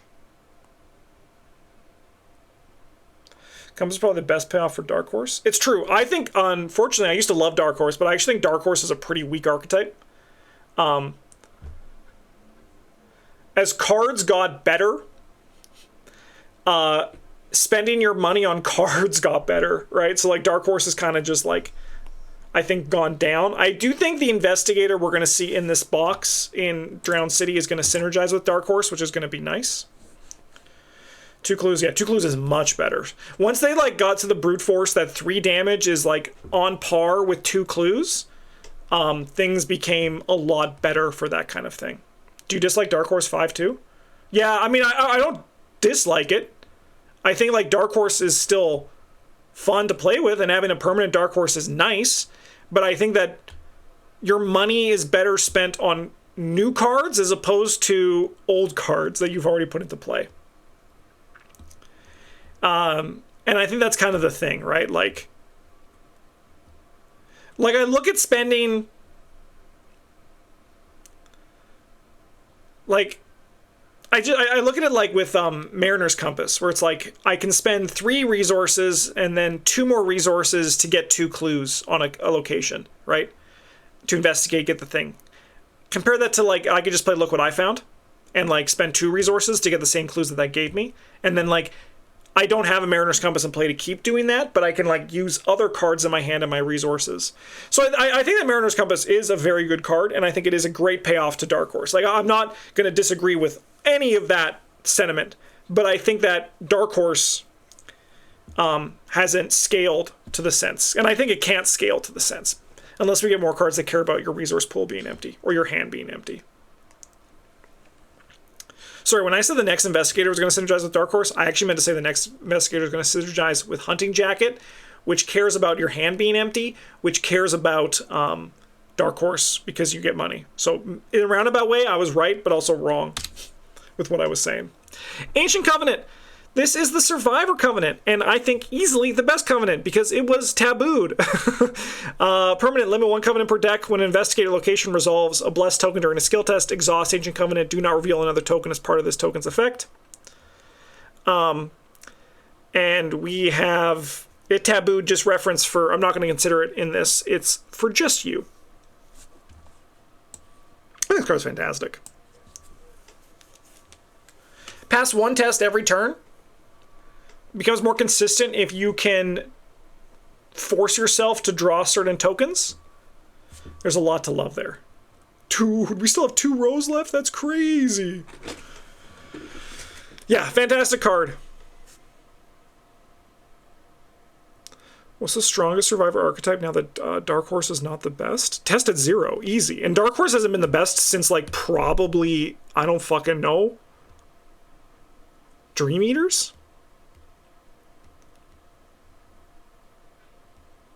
Yeah. But right now it's easily tested 0. Actually, well, no, sorry. The best archetype for Survivor is actually from the get-go. It's like been, like since Old Keyring came out, it's been Scavenging. Scavenging has been the best archetype for Survivor. Like that is the one. But right now it's probably tested 0. Which usually also scavenges. Keen Eye. 2 cost, talent. Spending 2 resources as a lightning bolt, you get +1 book until the end of the phase. Spend 2 resources, you get +1 fist until the end of the phase.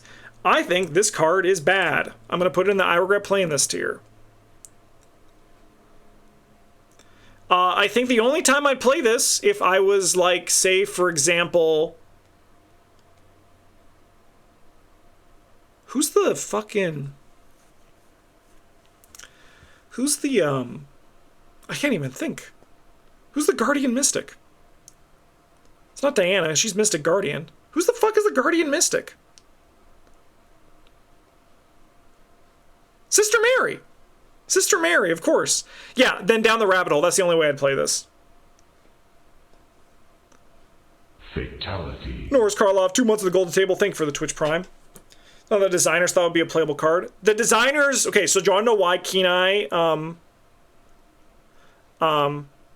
why Kenai exists? Why it came out? Because Edge of the Earth had Down the Rabbit Hole.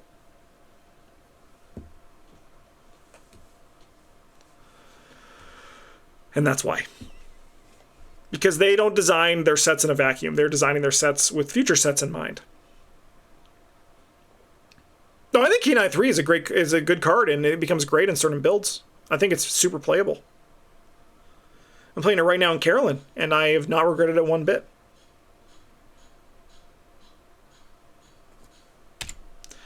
Alright, Radiant Smite. This is a 1-cost, 1 experience event. Spell, Spirit Blessed, Fight. You may use Brain instead of Fist for this attack. When you initiate this attack, search the Chaos Bag for up to 3 Blessed tokens and seal them on here. For each Blessed token sealed on Radiant Smite, you get +1 skill value and deal +1 damage with this attack. If this attack defeats the attacked enemy, return the sealed tokens to the token pool. Otherwise, release them. I think this card's great, right? Hard to beat a kill spell that can deal, 4 damage. 4 damage is a lot for like 1 card to deal. So it's going to be hard for me to... Okay, don't remember what I'm about to say when we talk about the card 2 cards from now. Okay? This can deal... Like, it's hard for me to say no to a 1-cost, like a cheap event that can deal this much damage. Don't remember this when we're talking about Gaze of Orax, okay? Because I might sound a bit hypocritical, but then you're going to be taking out a lot of context out of this. Great card, though, Radiant Smite. I'm always happy. You need to be in the Blessed deck to play it, but the value that you get out of it is really easy and really doable. All right, the Truth Beckons. This is a Seeker card. Play only if you're not engaged with an enemy. A 1-cost event, by the way. Move. Choose an unrevealed location. Move 1 location at a time along the shortest path toward that location until you enter that location. End this effect if you reveal location, if an enemy engages you, or if your movement is blocked. During my Play All Card Challenge, I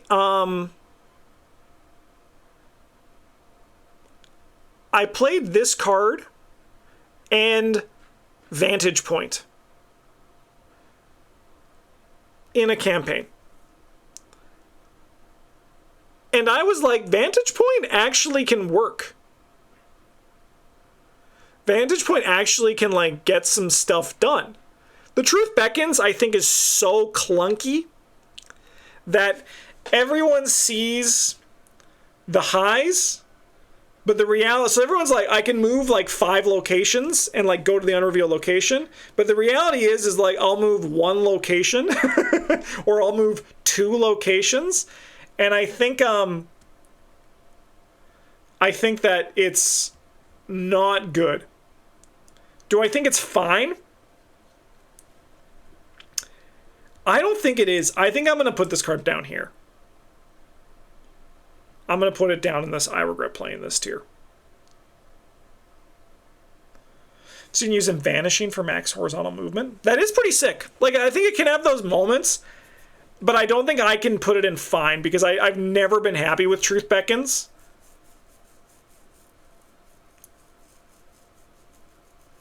So I'm going to put it down here. But I think it couldn't shoot up in certain situations. But I'm not going to be putting this in, like, the actual, like, I think this card's bad. But I think that, like, whenever I've played this, I've been like, I regret playing this. This actually, like, lives there. For the actual definition of the card. Gaze of Orax. This is a 2-cost event, 2 experience. Reveals 7 random chaos tokens from the chaos bag. Deal a total of 1 damage plus 1 additional damage for each curse or auto-fail token revealed, divided as you choose among enemies or location. This action does not provoke attacks of opportunity.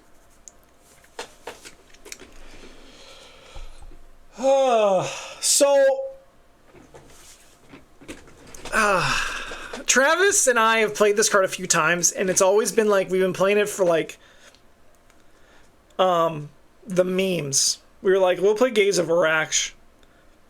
And I think somewhere in there we started to like seriously think the card was good. And I think that it isn't, right? This card can't be good. It's random damage.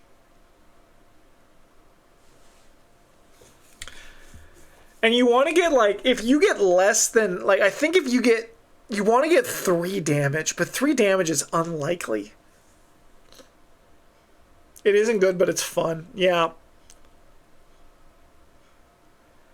But the question I'm asking myself, is it even fine?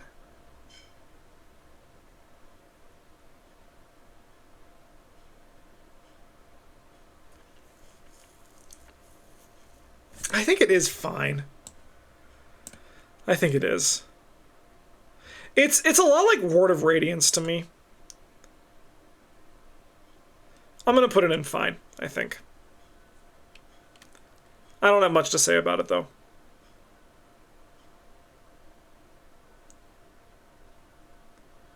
I think this is hot garbage. I also think it's hot garbage, but, like, the reality is I can't delete from my mind by shooting the memory gun of the times where it dealt like 3 damage. And I was like, that's kind of like what I want for the rate.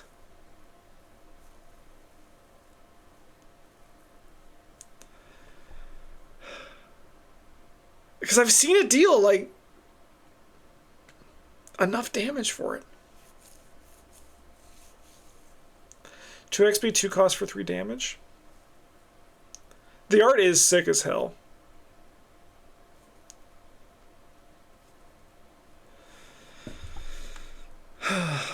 think I am going to put it down here. Because, like, even at, like, 2 cost, 3 damage, the damage isn't even consistent. You can't rely on it. I'm going to put it down there. I think it's fun. Yeah, I think we'll put it down there. Priest of Two Faiths. 1 cost, 1 experience. Soaks for 2 and 2. After enters play, add 3 blessed tokens to the Chaos Bag. At the end of the upkeep phase, you must either add a cursed token to the Chaos Bag or discard Priest of Two Faiths. I think this card is great. I think it's a great ally. I'm not going to play him in, like, every deck, but, like, he asks so little, and he gives you enough. Yeah, I'm going to throw that in the great tier. I don't have much to say. I don't want to talk about him. I think he's great. Under Surveillance. This is a 3-cost event, 1 experience, attached to location, limit 1 per location, forced. After non-elite enemy enters attached location, discard Under Surveillance, automatically evade that enemy, and discover 1 clue at attached location. That enemy does not ready during the next upkeep phase. I think this card is fine. I think it gets better with certain builds and certain scenarios, but I think overall the card is, like, actually kind of just fine. And I don't think anyone's going to really disagree with that. Can Parallel Duke play this? I think he can. He can play Tactics and Traps? Like, I think he can. I imagine he can. I'm going to confidently say yes. I also just saw one of our patrons play this in Parallel Roland, and I was super impressed by it. Blood Pact 2. Oh, it's actually Blood Pact 0, but it costs 2. As a Lightning Bolt, add 1 Doom to Blood Pact to get +2 Brain for the skill test. Limit once per skill test. Lightning Bolt, add 1 Doom to Blood Pact to get +2 Fist for the skill test. Congratulations, Blood Pact. You are better than Kenai because you actually have decks that you are played in. And you actually have inherent synergy with the Mystic class. So congratulations. You're going to go there. You're going to go to fine. I think this card's fine. I think it's great in Dexter. I think it's also pretty good in Marie Lambeau. Yeah, so congratulations for actually, like, being unique. And also free to trigger. Because you don't need to spend resources after you also put the 2 to put it into play. Very nice. Abyssal Tome. Okay, now we're starting to get into, like, the weird experience cards in... This one's not that weird, but we're going to be getting to some that it's all like, oh yeah, this card exists. Oh yeah, this card exists. Oh yeah, that card exists. Alright, we have Abyssal Tome. This is a 2-cost, 2 experience in the Mystic class. Takes up the hand slot. Sorry, Fish Book. My mistake. As an action exhaust, Fish Book. Fight. You may use either your book or brain for this attack instead of fist. When you initiate this attack, you may place 1 Doom on Abyssal Tome to a max of 3, and you get +1 skill value and deal +1 damage to this attack for each Doom on Abyssal Tome.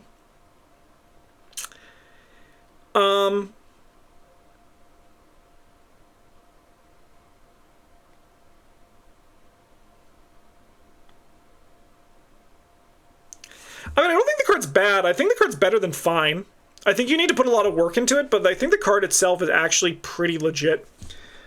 I think that, like, it's not as... I agree with both what Valentine and Dice Gods are saying here, where it can be really good, but also, like, sometimes you kind of just wish it was better than it was. The Booty Supreme, nice username. Thanks for the Twitch Prime.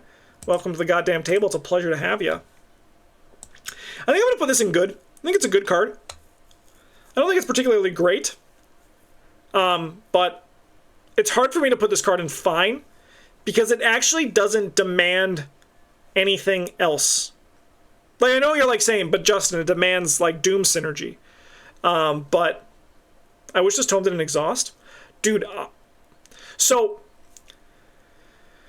for people watching on YouTube on the day this comes out, the new Taboo list is coming soon. And I also wish this didn't exhaust. Sin Eater does ready, but I would actually love to see this card just not exhaust. I think it could be kind of fun. But, like, maybe it would be too good. But Sin Eater does ready. It does ready.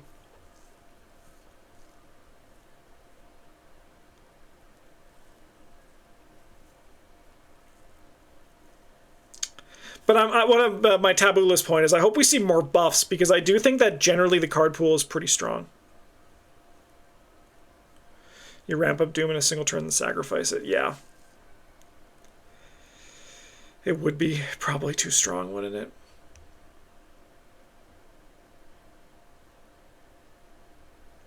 Can something be too good if it's for a niche archetype? Now that's a great question, House Slippers.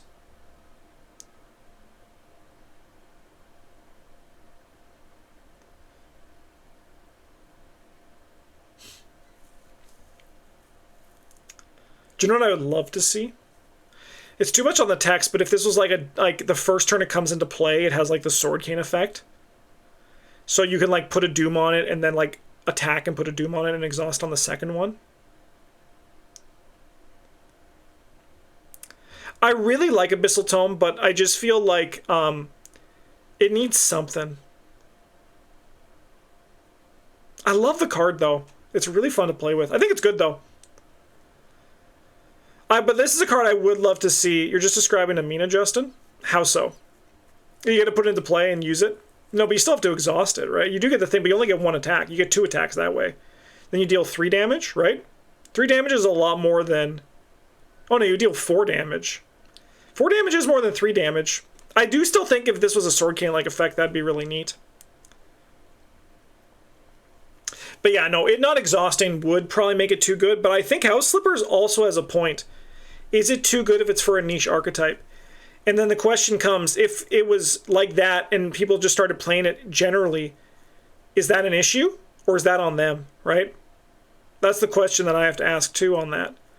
If the card is too good, but it's like better in an archetype, but you're putting it in all your decks, does that speak more to you or the card? And I personally think it speaks more to you than the card. Because I think the reality is that in Arkham,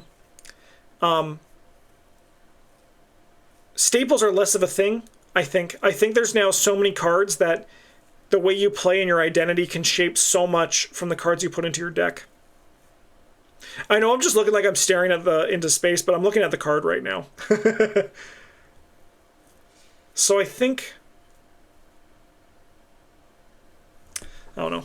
It's an interesting, though. I think that...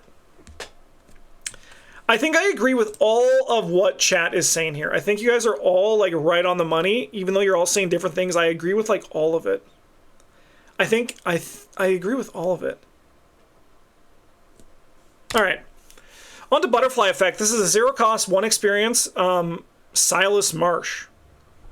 Fast. Play when a Chaos token with a symbol is revealed during a skill test at your location. You are the performing investigator. They may either commit a card to the skill test or return a card they committed to the skill test to their hand.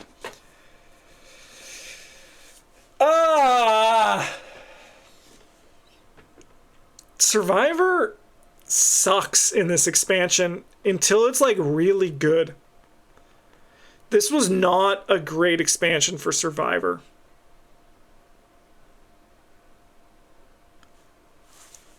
I think this card's bad. I don't even think this card's fine, to be honest. Like, I think what this card does is what Premonition does, and you have to spend an experience and have, like, a thing. Why does it need a symbol restriction? I'll tell you why, because this is the thing from Blessed and Curses. So Silas was, yeah.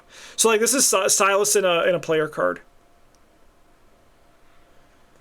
Yeah, I think unfortunately that like this card's just like not really a thing. And I do agree, the symbol thing is an issue. But I understand why it's here. It's because, so the idea is you reveal a symbol token. It's a blessed token. You play Beloved, right? And for 2 cards, you've passed a test. That's not good enough when Ancient Covenant just does that for you. So yeah, unfortunately, I think this card's bad. And I also think this one's probably not that great either. 1 cost, 2 experience, 3rd time's a charm, featuring Desi and Su Sung Nyan from Scarlet Keys making an appearance, along with some Yagolanak wannabe in the background.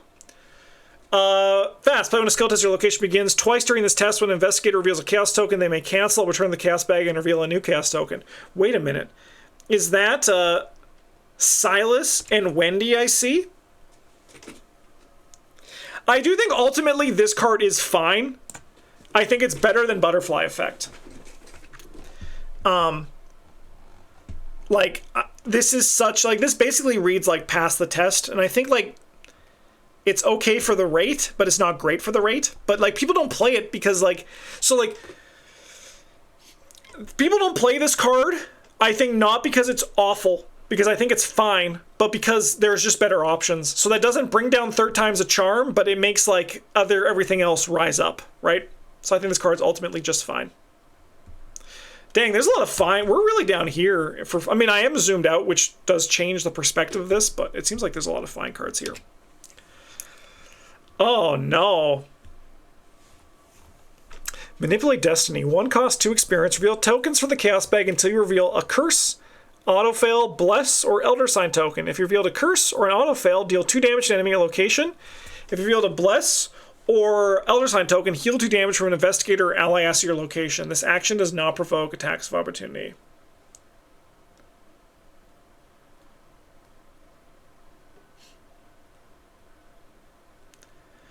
Okay. So, the problem with this card is probably in the design. They were like, we should make this card playable outside of Blessed and Curse decks. But then that made it, like, actually, like, unplayable, I think, in my opinion. Because you can't control what you get on this card.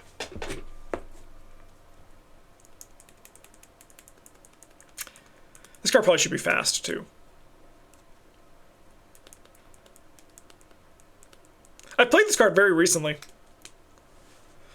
I think I brought it in my Luke deck. I think this card's bad. I'm sorry. I'm sorry, everybody. I'm sorry. Oh, no, I pinned the images. How do I unpin them? There we go. I think this card is bad. I understand, though, that, I mean, I appreciate it when Mystic cards are worse, because anyone can play them, so thank God for that. A lot of bad cards this expansion? Yeah, don't worry about it. You also got, like, really good cards, though. So the issue with this, like, is there's a lot of stuff that's not great, but they're, like, the stuff that are good are so good. Like, they are staples. Like, they're so good. Justin, I have a theory. Please do consider it seriously. I think in a certain stage of development, pulling Blessed and Curse tokens is very controllable, which is why they have all these weird pull blurst cards. I could see that. I could definitely see that being a case. That, like, something changed in the design process, like in the design files as it went through, and then that, like, altered some other cards as kind of like a butterfly effect, if you would. Alright, on to Enchanted Armor. This is a 1 cost, 2 experience card in the Guardian class. Soaks for Star and Star. Takes up the body and arcane slot. It can play under control of any investigator. After damage and horror is placed on Enchanted Armor, the owner of Enchanted Armor tests Brain X, where X is the total amount of damage and or horror on it. If this test fails, discard Enchanted Armor and assign the damage and or horror just placed on it elsewhere. So I think this card is super underplayed, but I don't think that's for any reason, kind of just beyond the fact that I don't think there's a Guardian that's really great for it. Like, for example, if Daniela could play it, I think this card would go incredibly hard. Unfortunately, she can't. She can have it played under her control, but she can't actually play it. I think this card actually is good, though.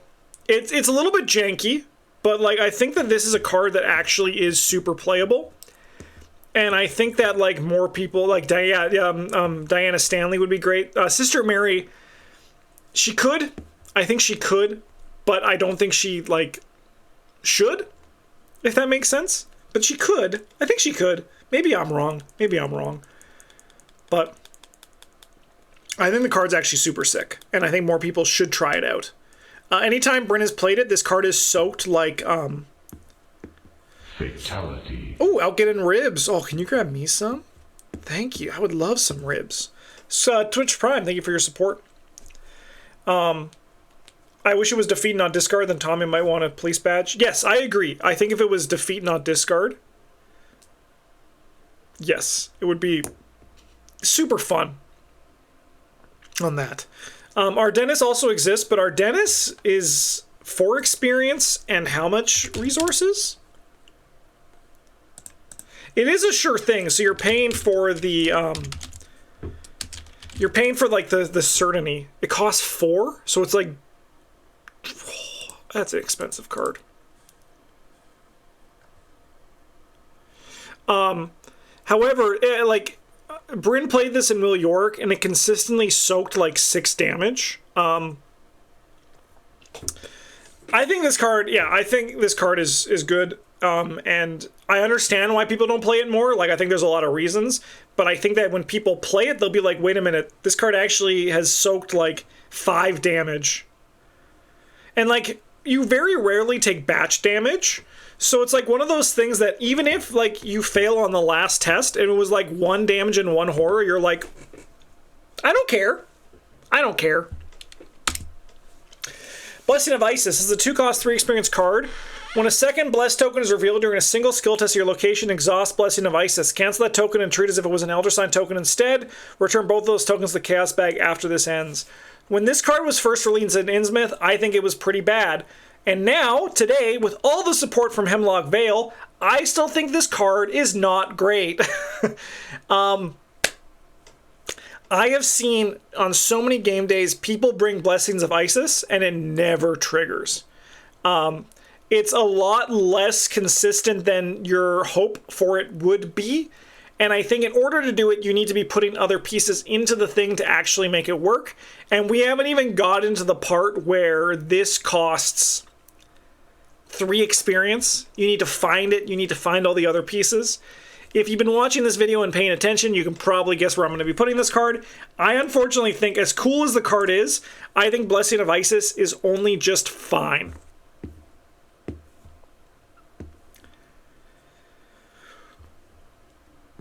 So that's the downside.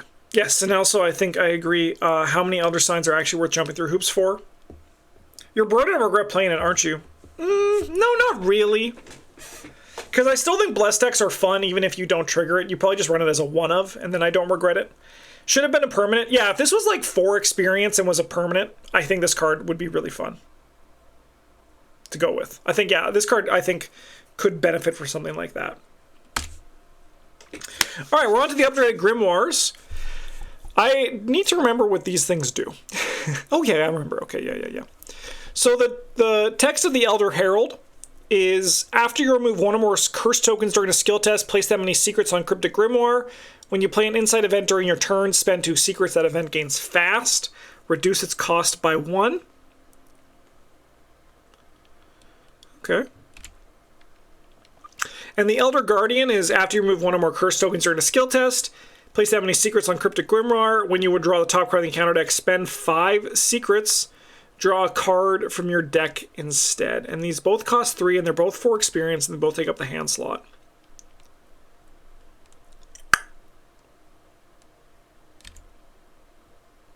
Yeah, I think Joe Diamond would like this one.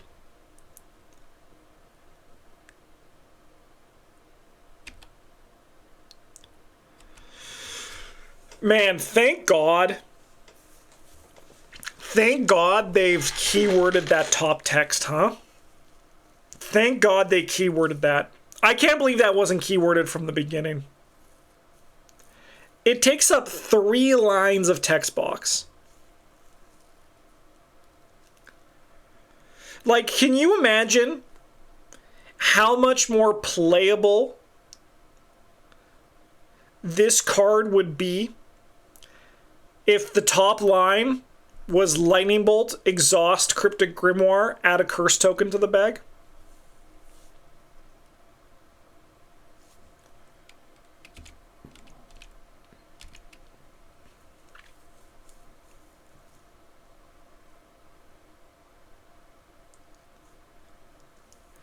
I unfortunately think both these cards are just fine. I think these are probably like the least played upgraded cards for a reason. One, to echo what Holy Helicopter said earlier, it's very difficult to translate. And then after that, it's not reliable, and you need other cards to put the curse tokens in. Which I understand with Cryptic Grimoire, the level 0 version, you kind of were as well. I think that if this had Lightning Bolt add a curse, we would be looking at they'd be much more consistent cards. I think they're just kind of boring.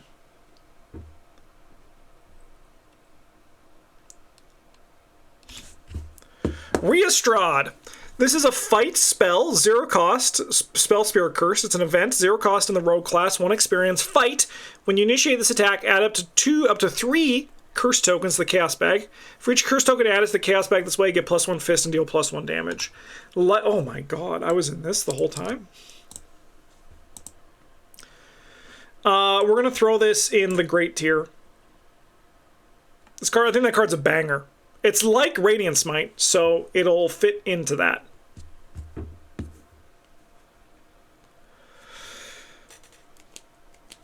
Yeah, I like me Reastrad. It's a kill spell that does its job very well, and that is just really good. I think this is a card that I slept on when it first came out. I actually want to go back. Do I have player card reviews for INNSMOUTH? Were we still doing that when that video came out? Because I remember we didn't play... What's the rank on the coolest rating? Probably, like, not as cool as... not as cool as 1-2 Punch, but still pretty cool.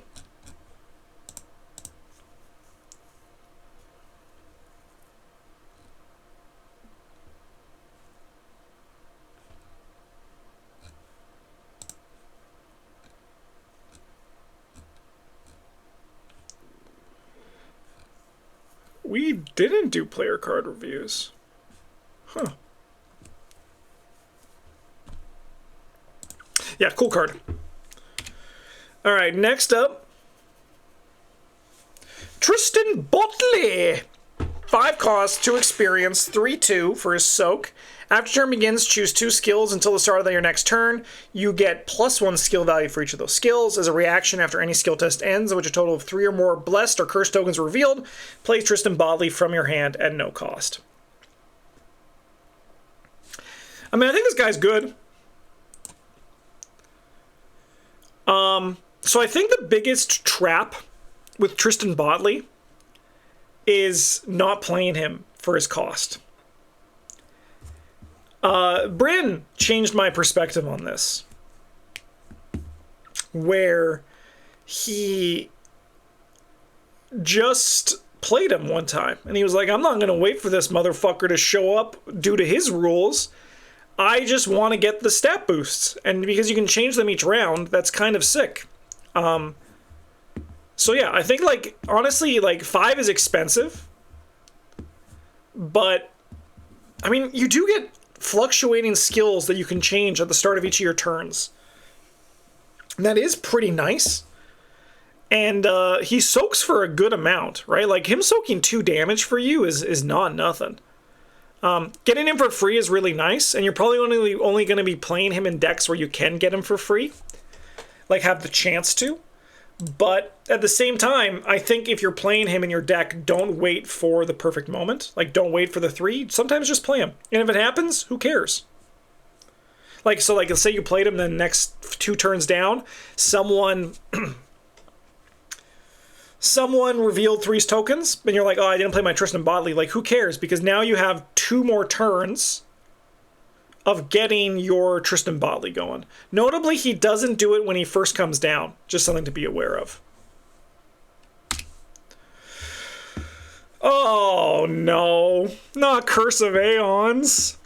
No. Please, no. 2 cost, 3 experience in the Mystic class. It's an asset. Ritual Cursed. As a reaction, when a second curse token is revealed during a single skill test at your location, exhaust Curse of Aeons. Cancel that token and treat it as if it were a skull token instead. You may choose to remove both those tokens from the chaos bag after the test ends.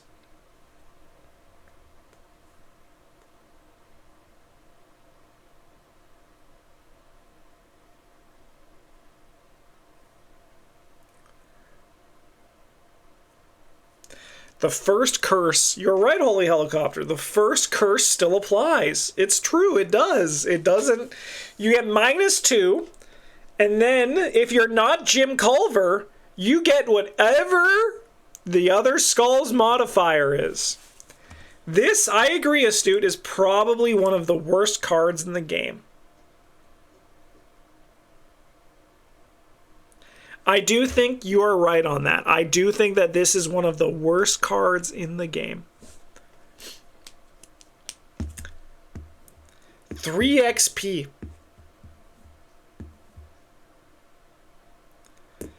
Everyone boo the skull. Boo curse of Aeons. What a I don't know, man. Something happened with curse tokens. Something happened. Unrelenting. This is a practice skill in the Survivor class. 1 experience, commits for a while, max 1 per test. After you commit Unrelenting to a skill test, search the Chaos bag for up to 3 non-autofail Chaos tokens of your choice, and seal them on Unrelenting. If all 3 tokens on Unrelenting are +1/0 Bless and or Elder Sign tokens, draw 2 cards, release all tokens sealed here after this test ends. I mean, I think the card's good. It's obviously, like, goes up in power level with Silas immensely. But, yeah, I think the card on its own is just a good card. What makes it good and not fine is that you change the power of the card depending on what you need from it. If you want to pass the test, seal the scary tokens that you can seal. If you want to fail the if you don't care but you just want cards, seal the positive tokens. How's it going, Matt, by the way? A little implication that being an unrelenting mofo is something Silas practices every day. He's gotta. I mean, he doesn't have anything else to do on his goddamn boat. Yeah, I think it's a good card. I don't think it's great, but I think it's, like, obviously great in Silas. Even fantastic in Silas.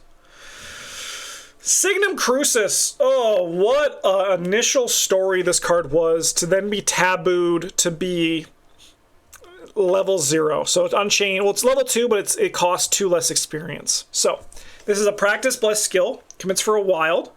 2 experience. Chained to be -2. Oh, unchained to be -2. Commit only to a skill test you're performing, and only if the difficulty of that test is higher than your base skill value. After you commit Signum Crucis to a skill test, add X bless tokens to the bag. X is the difference between the test difficulty and your base skill value. This was a really smart taboo. I can't believe this cost 2 experience. You know? This was a really nice taboo for it. However, do I think the card is good? Or do I think it's just fine?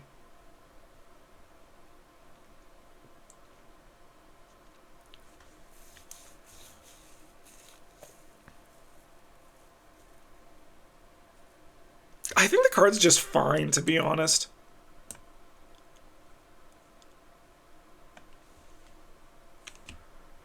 Gotta zoom out again. I think the card is just fine. Yeah, like, you want this if you're playing Blessed. Like, if you're playing a Blessed Kelvin or, like, a Blessed Preston, you need, that's why you play this. Other than that, I mean, I played it in Silas, in a Blessed Silas deck, and it was fun, but no. Can't believe it cost 2 XP at the start. Alright, we're at Holy Rosary. This is a 2-cost, 2 experience Guardian card. Takes up the accessory slot, soaks for 2 horror. Item, Charmed, Blessed. You get +1 brain. After you succeed at a brain test on a Treachery, Exhaust, Holy Rosary, add 2 Blessed tokens to the Chaos bag. Yeah, I think this card's just good, right? It's just a good card. It's not great. Definitely not fine. Definitely better than that. So we're going to give that in the place it deserves. Just a good card. I like the cross-class upgrade. But I don't know if it feels Guardian enough with that upgrade in mind. I wish it was, like, a bit more on the Guardian side. Good job, Holy Rosary, too. Shield of Faith. Oh, this is the dodge. 2 cost, 2 experience, takes up the spell slot. Spell Blessed, seal up to 5 Blessed tokens. If Shield of Faith has no tokens sealed on it, discard it. Its reaction when an enemy attacks an investigator location, exhaust Shield of Faith and release a Chaos token sealed here, cancel the attack. Remember when you thought more cross-class upgrades are going to be coming later? I mean, a lot of people did. I wish there were more. And no, I actually don't remember when I thought more were coming.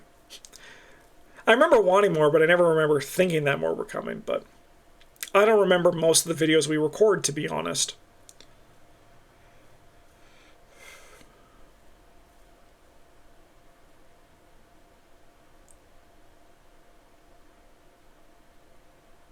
I mean, 5 dodges is nice, but how much are you going to get 5 dodges, right? I played this card recently and it wasn't great. And by recently, I mean in 2023. Good God, it's almost 2025. Time keeps on slipping, slipping, slipping. I don't know.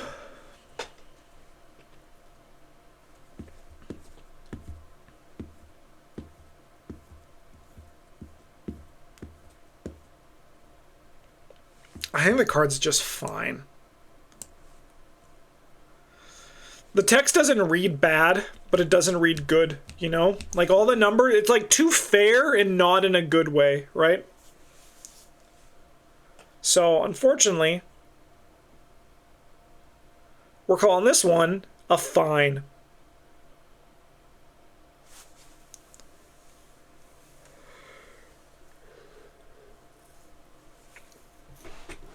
Do you know what would be really fun for the sealed archetype? You could probably break some stuff open, but maybe there was like a limit so it's non-auto fails. But a way for you to move sealed tokens between cards that have seal on them. You know? Like... to be able to like move your blessed tokens around. But this kind of thing, that'd be neat. Huh. Be curious to see something like that in action. Anyways, let's go to Fae. This is a one experience seeker skill. It's innate and curse. Commits for a brain wild. If a curse token is revealed during the skill test, you may return Fae to your hand when this test ends. I'm going to call this card actually good. I've seen Fae do a lot of work. And then even on its baseline, it's 3 brain or 2 wild for 1 experience. That's not terrible. I'm going to call this card good. I think it is. Oh man, I remember there was, I don't know if that user's still there. If you're still here and you're watching, definitely send a message in our Discord.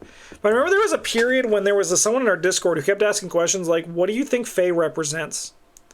They kept asking like lore questions in our Discord. And then I was like, what the hell's going on? But you know, they started interesting discussions. Because I would never think about that. What does Fae represent? It's a card that commits for a brain and wild. That's my extent of like thematic discussions. All right, we got Guided by the Unseen. This is a 2 cost, 3 experience, arcane slot it's arcane slot asset in the Seeker class. Oh my god, I'm just Mystic, because arcane Mystic, you know, like it's just I'm like a freaking processor, and it's just all just came out there. Uses 4 secrets as a lightning bolt. During a skill test your location, the performing investigator must search the top 3 cards of their deck for a card that can be committed to this test.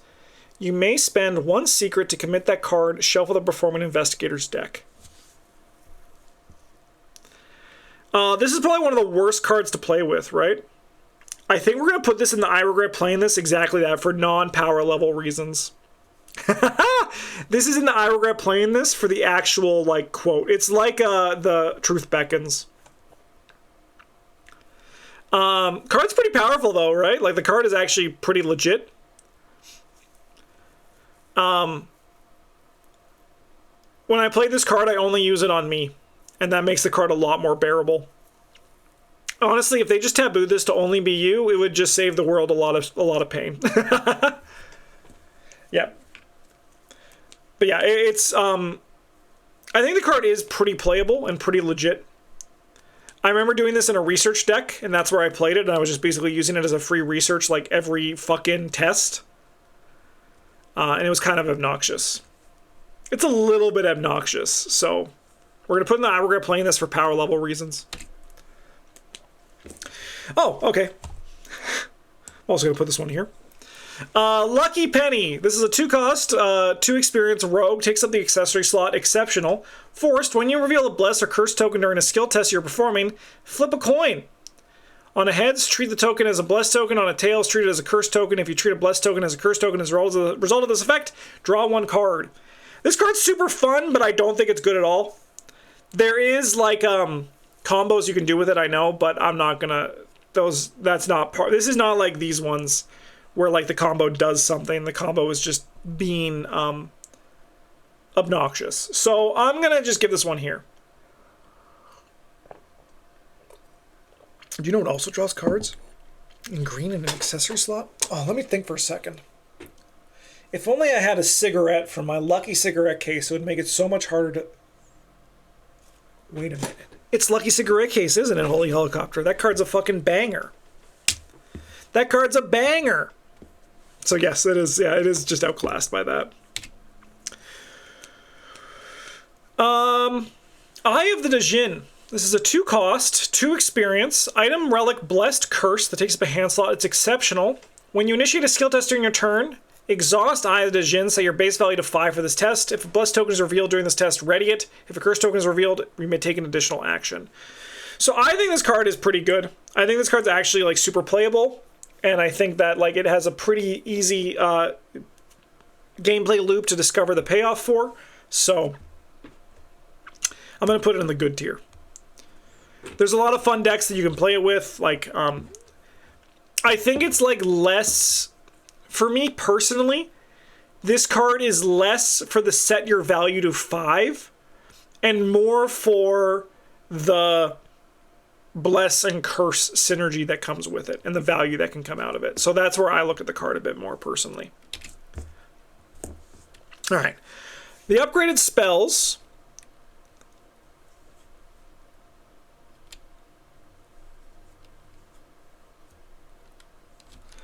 give you +2 brain, and now it's for each instead of if any, or if one, yeah, if any.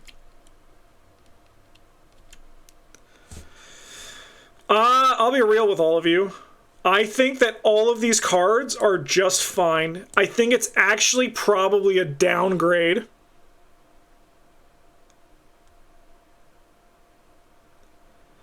For the Shroud of Shadows.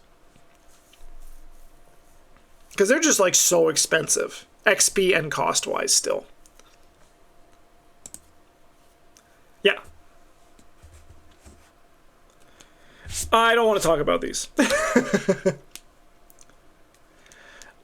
Spirit of Humanity. This is a 2-cost, 2 experience. Takes up the arcane slot, survivor class, ritual, blessed, curse, lightning bolt, exhaust Spirit of Humanity and take a damage in a horror. Add 2 blessed tokens to the chaos bag, exhaust it, add 2 curse tokens to the chaos bag, heal 1 damage and 1 horror. I do legitimately think this card is great. Oh, I shouldn't be scrolling down anymore. Why am I scrolling down? Oh, because I zoomed up too high. There we go. Scrolled up too high. Do you think they're expensive since they came in the set with Faustium? No, I think once again, curse tokens, it was just... It does feel like all the curse token stuff was mathed out wrong. I think that Hemlock has much better value for its curse and bless tokens, and I think a big reason for that is because the designers had so much experience with them in play. So I think it was just like the value of the things were all wrong. And yes, Carnimagos can go crazy with them, but I think once again that's kind of just a Rod thing as opposed to a that card thing. But I think Spirit of Humanity is a super playable card. I think it's also like super... I think it's pretty good to the point where, once again, I'm putting it in the great tier. There's a lot of decks that take advantage of it in different ways, which I really like. Like, obviously, like Kelvin. I just played a Kelvin deck, had a great time. Spirit of Humanity did some good things for it. Vincent Lee is another great example. Carolyn Fern, another great example. Soul Sanctification, it's like a thing you can do in that. And also then it has just like inherent synergy with the Blessed, Curse, and Paradoxical stuff. And you also can just play this to just like go fucking nuts and heal and hurt yourself every turn. I think it's a great card. This one, not so much. Harmony Restored, a card I always forget exists. 3 cost, 2 experience. Search the Chaos Bag for X curse tokens and return to the token pool X's number of blessed tokens in the Chaos Bag. Gain 1 resource for each curse token revealed this way.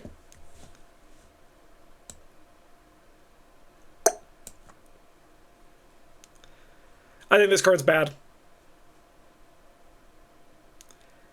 Do you know the best way to get curse tokens out of the bag is? Draw them and pass your test. Because that's usually what happens. Do you think 4 resources a play? I think 4 resources. I'd probably still play Faustian for 4. I think maybe not. I think it needed to be 5, unfortunately. But actually not unfortunately, because I think it's still a good card for the game. Excuse me. Here, let's do this. Let's make this a little bit bigger for you guys at home, too. Just a tiny bit bigger. There you go.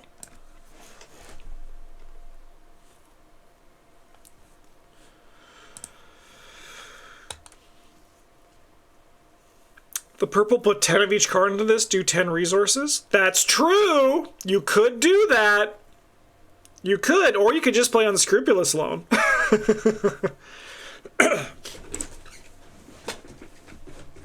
You could, yeah, you could. The card's bad. I played it, it's not good. I played it so you don't have to. Oh, Enchant Weapon? This card's great. Enchant Weapon, 3 cost, 3 experience, attached to a weapon asset controlled by an investigator at your location. Limit 1 per asset. Attached asset gains the relic trait and takes up an arcane slot in addition to its other slots. As a reaction, when you perform a fight action using an attached asset, exhaust this card. Add the owner of that card's brain to your fist for this attack. This attack deals +1 damage. This card is just very, very good. It's a very fun part of the melee weapons matter archetype that you can do in the Guardian class. And anyone can play it. Even if you are not the fighter, you can attach this to your goon's weapon to make them that much stronger. And I think that's really cool. Great card, great design, fantastic from top to bottom. Nethys. 3 cost, 4 experience. Soaks for 2 and 2 as an ally slot. You get +1 brain. And when 1 or more blessed tokens will be removed from the Chaos Bag during a skill test, seal them on Nethys instead. As a lightning bolt, exhaust Nethys, either release 3 blessed tokens sealed on her, or return 3 blessed tokens sealed on her to the token pool to deal 2 damage to an enemy at your location. I mean, I think she's a great card, too. I think she's a great ally. I think it'd be hard for me to not think she's great.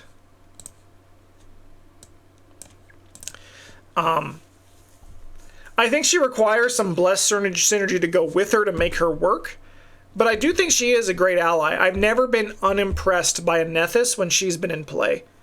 Anytime someone plays a Nethys, she gets like 4 damage out, and I'm like, okay, that's pretty good. That's pretty good. So I'm happy with it. She might be like closer to down here, but I do think that her text box is very powerful, and her cost is pretty good. The 4 experience is high, but like, I mean, Guardian has so many good allies that they kind of just like all bubble up to the top. The Stygian Eye. 10 cost, 3 experience. Fast, play only during your turn. It's an insight and cursed.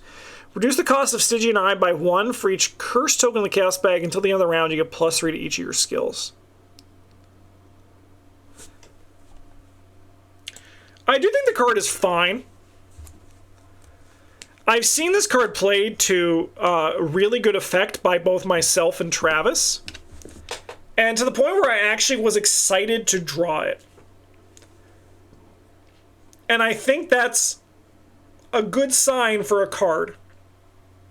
You need to build around it to really take advantage of it fully. You also can't be afraid to pay, like, I don't know. I'm usually okay with paying like 2 or 3 for this. If I have to do more than that, I feel like it's bad. But I'll be honest, this card, it might just be because of the memories I had with it. But I actually do think this card is pretty fine. Hyper Awareness. So this is the level 4 version. Uses 2 resources. Replenish these resources at the start of each round. Spend 1 resource from your resource pool or from Hyper Awareness. You get +1 book or +1 foot for this skill test. I think all of these cards are great. I actually think every one of this cycle, all 5 of them, are great cards. Physical Training, Hyper Awareness, Hard Knocks, whatever the Mystic one's called, and then Dig Deep. Arcane Studies, is that the Mystic one? I think they're all very viable, all very playable, and just like a +2 every round, I think is really nice. Yes, and the Arcane Studies, yeah. And the level 4s are such huge upgrades, and then if you can play down the rabbit hole in your deck, these just are like basically free. So very good. Very, very, very strong cards. Goose, or Geas. This is a 2-cost, 2 experience rogue permanent. Sorry, not permanent. It's exceptional as an asset. You get +1 to each of your skills. And after it enters play, make a promise using the following formula. I shall not draw, play, or commit any cards during each of my turns. If you break this promise while Goose is in play, discard it and add 10 curse tokens to the bag. I do think this card is legitimately good. I think that it has its uses for both the following the promise, but then also eventually breaking the promise. I don't play it anymore because I always break my promise because I'm too fixated as a content creator in making sure I am always speaking.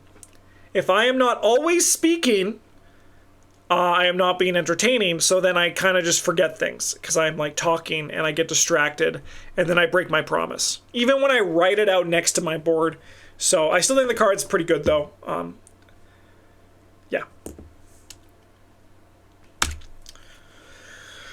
We're in the last few, but there are a few good cards and a few drags coming up here.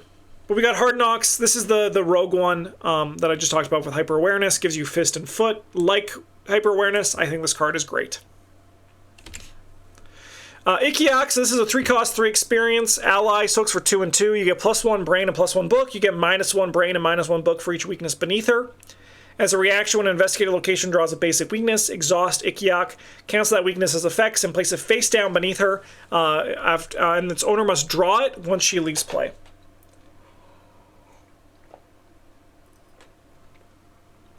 So I think the design of this card is pretty stellar. I think the Council of Arkham Knights 2018, I think, did a really good job with this card. But where does it sit in power ranking? She's baseline good. She can't be below good because she gives you 2 stats. And they're relevant stats to most mystics. Sorry, scratch that. All mystics.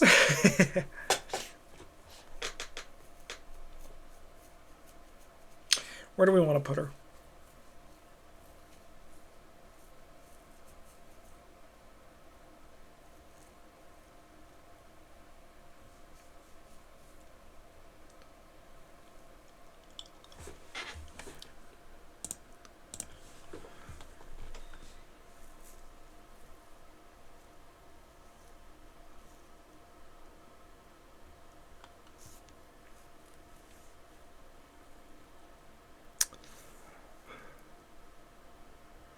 So I think the issue that I have with Ikiox is that I never use her bottom ability. And that's probably a me problem.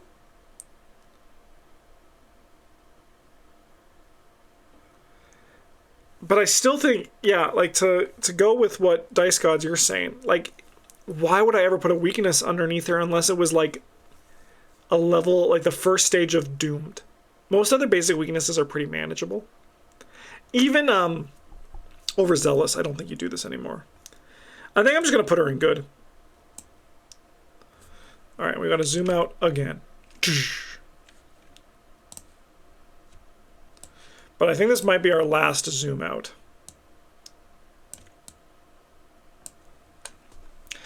I'm trying to think where I'm keeping the whole thing on camera. I've never done this before for one of these formats. I usually just scroll, so maybe it's better. Okay, Boop is the poop flute. Flute of the Outer Gods. Do I need to read it? Chat, are you guys okay if I just don't read this one? It's bad. It's bad. It's not good. Card's bad. This is a bad card. Alright, I'll read it for people at home. Flute of the Outer Gods, it's exceptional. 4 experience, X cost. Seal up to X curses. As an action, it takes up a hand slot, by the way.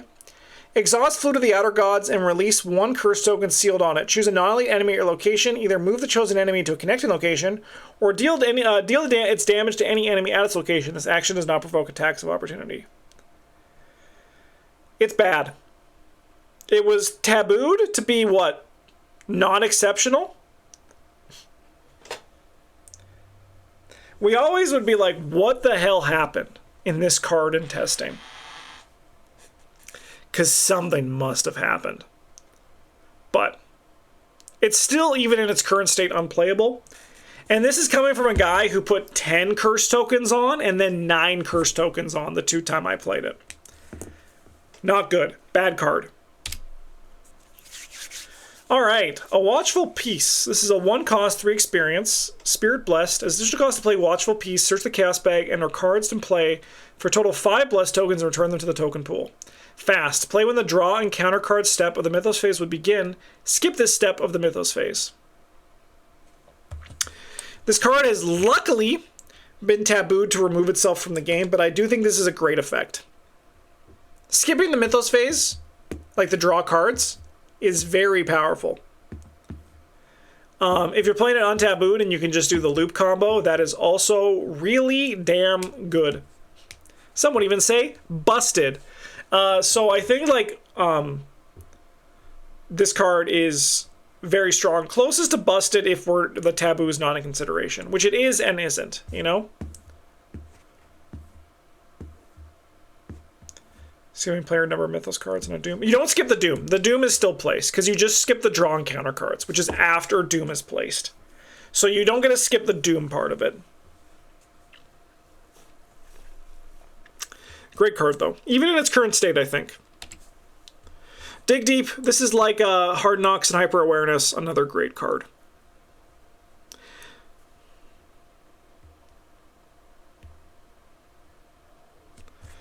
Do you think Dig Deep might be all one out of cycle because of Sparrow Mask now?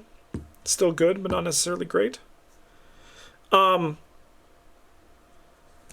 agree and disagree. I mean, the actuality is I think that... so the problem with Sparrow Mask is that it prevents itself from filling itself back up, right? You use it on a brain test to pass that brain test. Then you don't take horror, for example. Then, the next time that comes, you don't have any charges on Sparrow's Mask. Let's say you haven't just taken any horror and you use them all. So then you take a horror and you refresh it and you can use it on the next one. Dig Deep kind of just does that without needing to take that one horror in that first step, right? I do agree, though, that you need some synergy for it to go further, but at the same time, I think that is like, you need to be using the stats for any of these skill assets, I think. I think they're all just great cards. Like, you know, Brain and Foot, I think like I'd play this in Patrice and it'd be great. Every time. But I agree that it is probably the weakest of the 5. I do agree with that. Favor of the Moon and Favor of the Sun. So these are huge enablers to the combo, any sort of combos you want to be doing with Bless and Curse. So they both seal 3 cards, 3 tokens of their type. They're both fast. One costs 1 more. Favor of the Sun costs 2 because it does Bless. And then Favor of the Moon also gives you resources. I think both of these cards are great, and they are huge enablers for... Dude, we're going to have to zoom out one more time. The cards are going to get so teeny tiny. But yeah, I think this is they're really great cards. They're combo enablers, so like they're gonna be powerful. Purifying Corruption. This is a 4-cost, 4 experience asset. It's neutral. When you draw a non-weakness treachery, take 1 damage and 1 horror, cancel the card's revelation effect, and place 1 resource on this card as corruption. If this card has 3 or more corruption, remove it from the game. As lightning bolt, draw the top card of the encounter decks. Either heal 1 damage and 1 horror, or lose or remove 1 corruption from this card.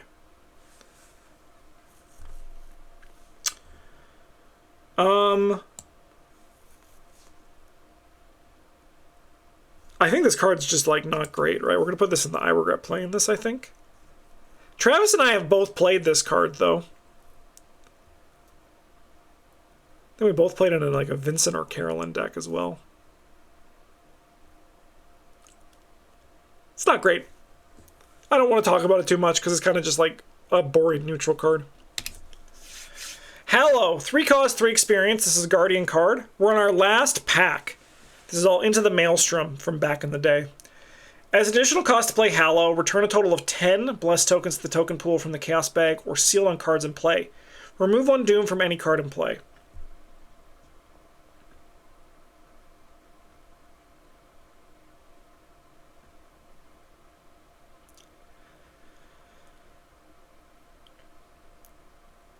Am I crazy, or is this card like I don't think this card's good. Right? Like this card's, I mean, I'm sure there's a combo where it's good. But like this card's just fine, right? I don't think it's bad. I think it's a good payoff, and I think it probably got better. This also removes itself too now, right?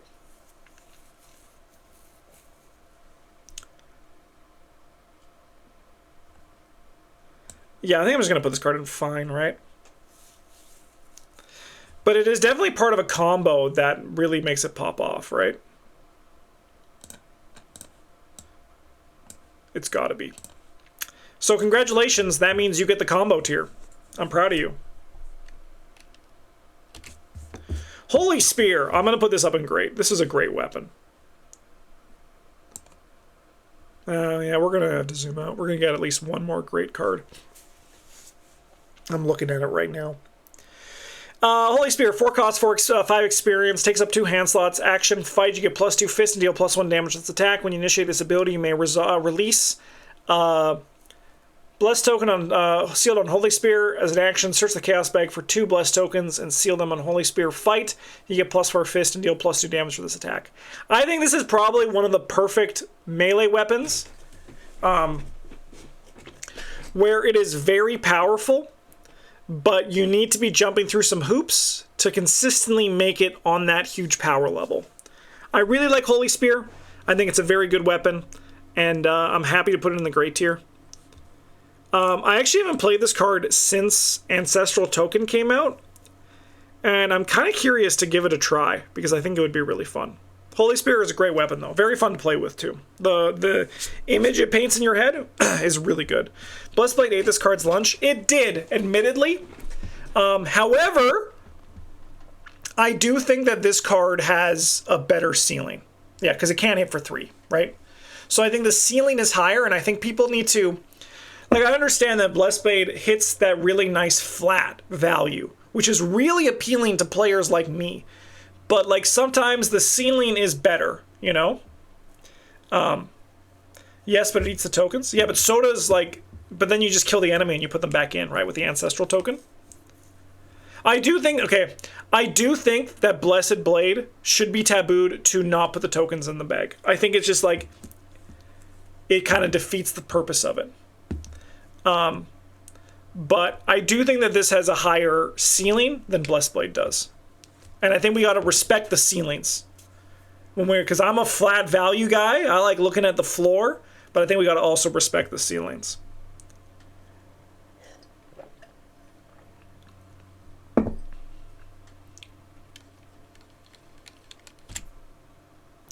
Ancestral Knowledge. This is a 3 experience, permanent exceptional talent in the Seeker class. Your deck must include at least 10 skills. Your deck size is increased by 5. As a reaction, before you draw your opening hand, attach 5 random non-weakness skills from your deck face down to this card. As a lightning bolt, you can exhaust Ancestral Knowledge to draw 1 attached skill. I think that this card is good. I don't think it's great. I think it's powerful, but I think there's a reason why Seekers don't play this card that much, and that's because card draw is just better in the Seeker class. Compare this to something like Stick to the Plan, which is very similar. Like, this is basically skill to the plan, right? But it doesn't thin your deck, and it's random. But skills are still very powerful, and you are only going to put in the skills that you want to get, even if there are 10 of them. I think this is an underrated card. I personally think it's perfectly rated. I think that the reason it's forgotten is because card draw is just better. Card draw is better than this, right? If this was in Survivor, I'd be interested. But in Seeker, this card is just completely outclassed. By literally perception 2, right? Like it's just like those things, right? Like it's one of those things where it just becomes easier to just draw your skills than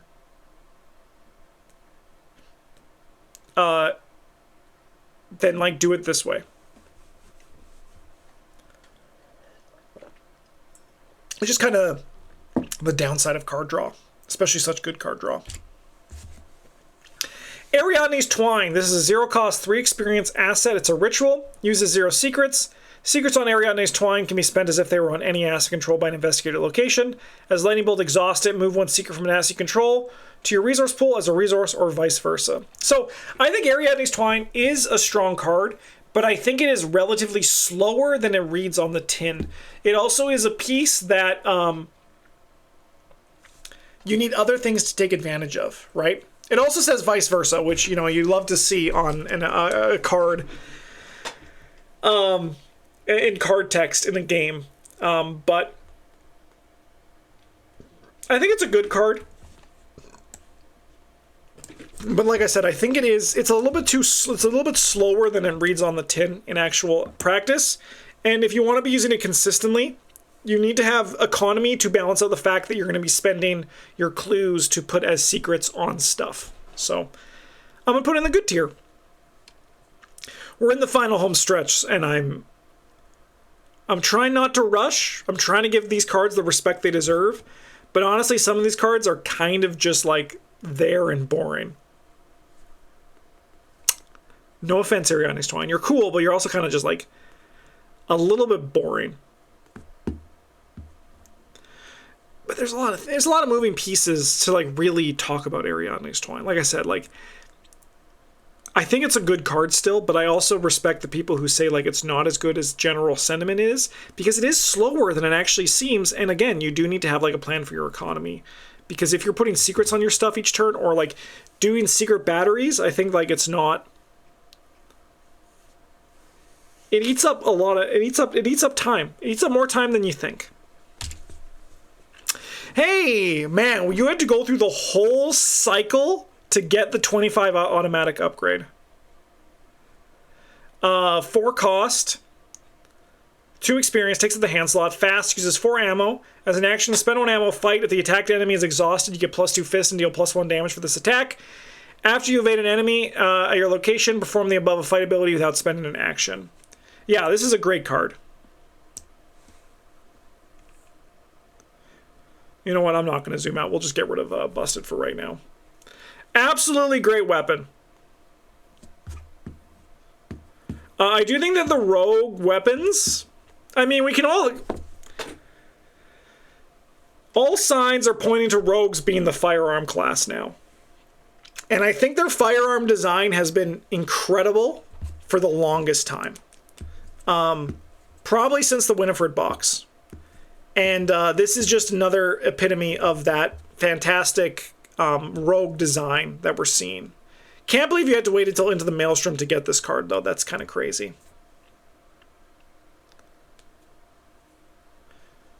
Fun fact, last ability doesn't require you to target the same enemy you evaded.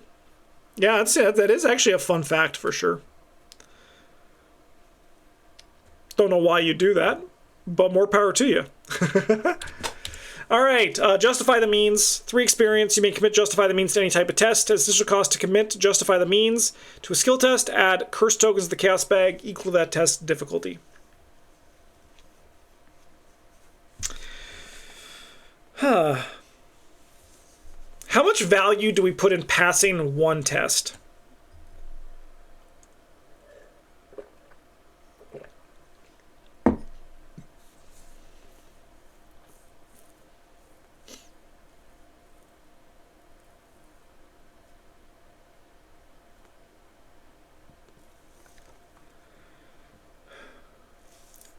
Because I don't think this card is that great.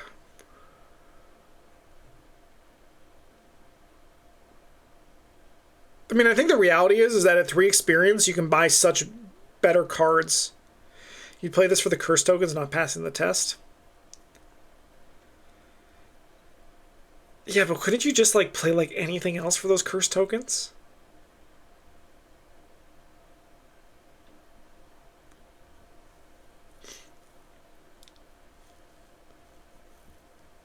Surely if third time as a charm is fine, then this is fine. That's crazy, but you might be right.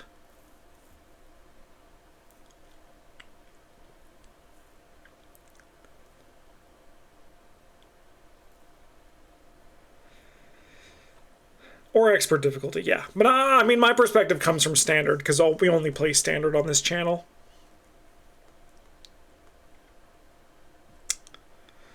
Man, that really opened this up for me. If third charm is fine, then this is a fine. However, with that said, I do think that there is some difference between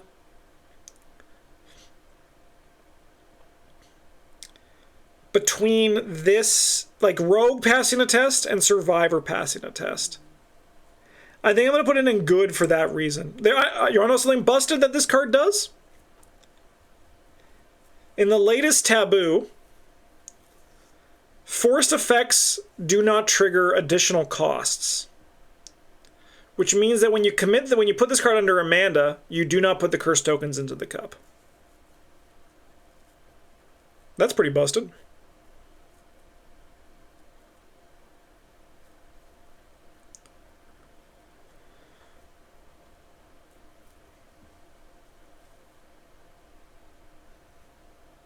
That is subject to change, mind you, but this was recently confirmed through the FAQ in an FFG email. Kind of funny it's practice. Yeah, they're really good at cutting their hand with a knife. Yeah, Travis has always sung the praises of this card, and I personally don't see it as much. Honestly, Gurik, you almost had me looking at putting this card in fine. But I think the difference between auto-succeeding a test is different than in Rogue versus Survivor. What ruling is this? It's not a ruling. So in the FAQ, there's some sort of text about when you are forced to do something, to play a card or like resolve something, additional costs do not matter. Which means, with Amanda's ability, which is a forced effect, you do not have to pay the additional cost to play Justify the Means. So it's not a ruling, it's actual FAQ thing. It was confirmed in an email that it worked that way. Amanda's come in as a reaction though? Nope, it's been errated to a forced a long time ago. It was errated to a forced because of her weakness. So that's an actual errata. Because if you go on Arkham DB, you'll actually see it's a forced effect. So yeah, crazy, huh? Pretty cool combo though. I think that's a fun combo. I would never try it myself, but I think that's kind of neat. Lucky Dice, otherwise known as Poopy Dice. Poopy Dice. All right, Lucky Dice, or are they? 2 costs, 3 experience, exceptional, takes up the accessory slot as a reaction when you reveal a non-cursed, non-autofill chaos token. Add 1 curse to the chaos bag, ignore this revealed token, or reveal another token to resolve. That token has a curse or autofill, return Lucky Dice to your hand. That's like not even good. No, but I think it's worth a 1 of, right? It's like not, I think it's still powerful, like being able to like pass every test you take, but I think you'd run it as a one-of pretty comfortably in an Amanda deck and not be upset with that. I think there's better things she can do, I agree, but I would still do it for sure. Am I being too harsh on these cards, or is it just as bad as the other one? No, I think these ones are honestly probably just fine.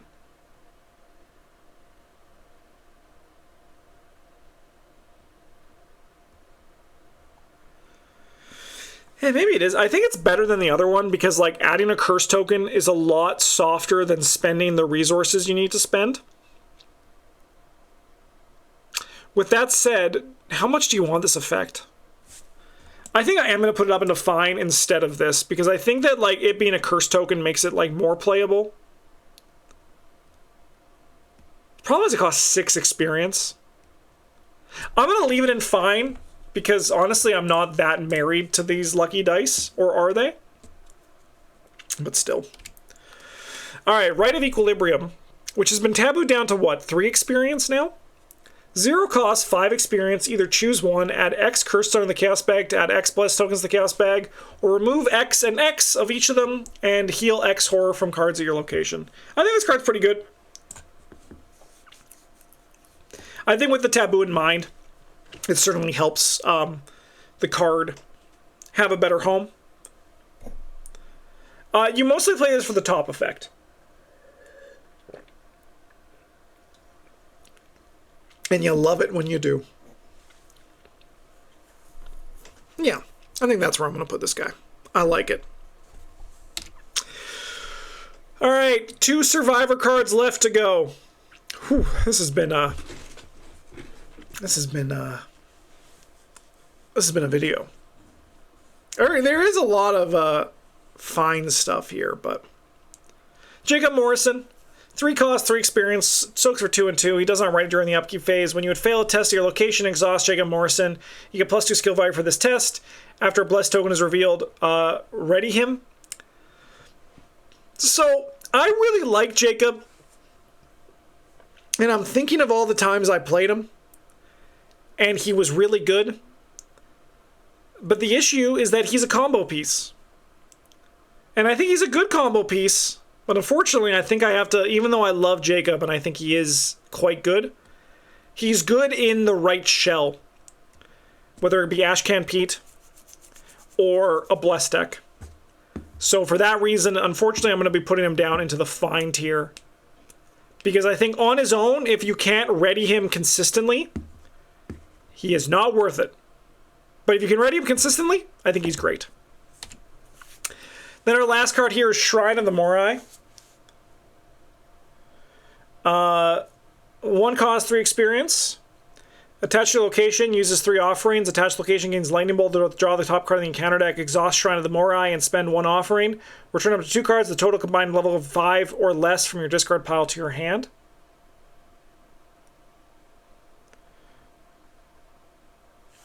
I think this card's great. Ariadne's Twining looking really sus in, Good, I can explain that. Give me a second to explain it. It's a combo piece, but you only need 1 other card. So that's why I'm looking at it like this. Like, as soon as you get 1 source of secret generation out, it's good. So it's actually great, right? Like, as soon as you have, like, something that does with secrets, I think that's why it's up there. And then also, like, an endless secret batteries are, like, one of those things. Are very good. So that's why I'm putting that card in good. And I do believe that, even though it is a combo piece, it's the easiest to assemble combo piece because you just need 1 card. Like, for example, if I just look up Grim Memoir, that places secrets, right?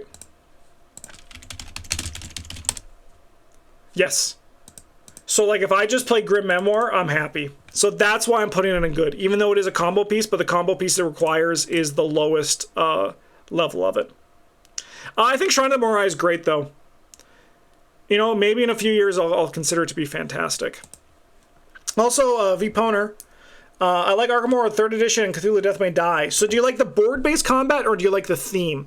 Because if you like board-based combat, you should check out Eldritch Horror. Like, if you like a board-based game, check out Eldritch Horror. If you just like the lore, may I suggest Arkham Horror the card game? It's very good. All right.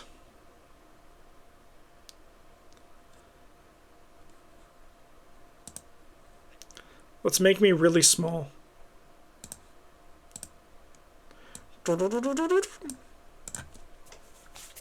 Here it is.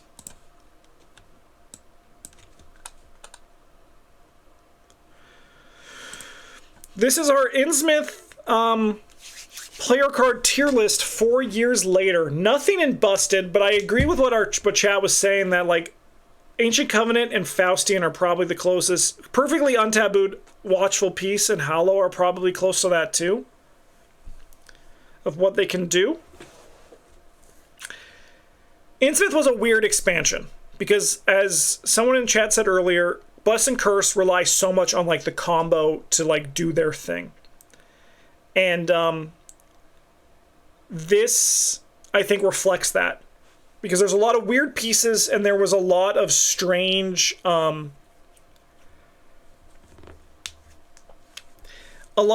things, and the balance of what Bless and Curse tokens were kind of off, right?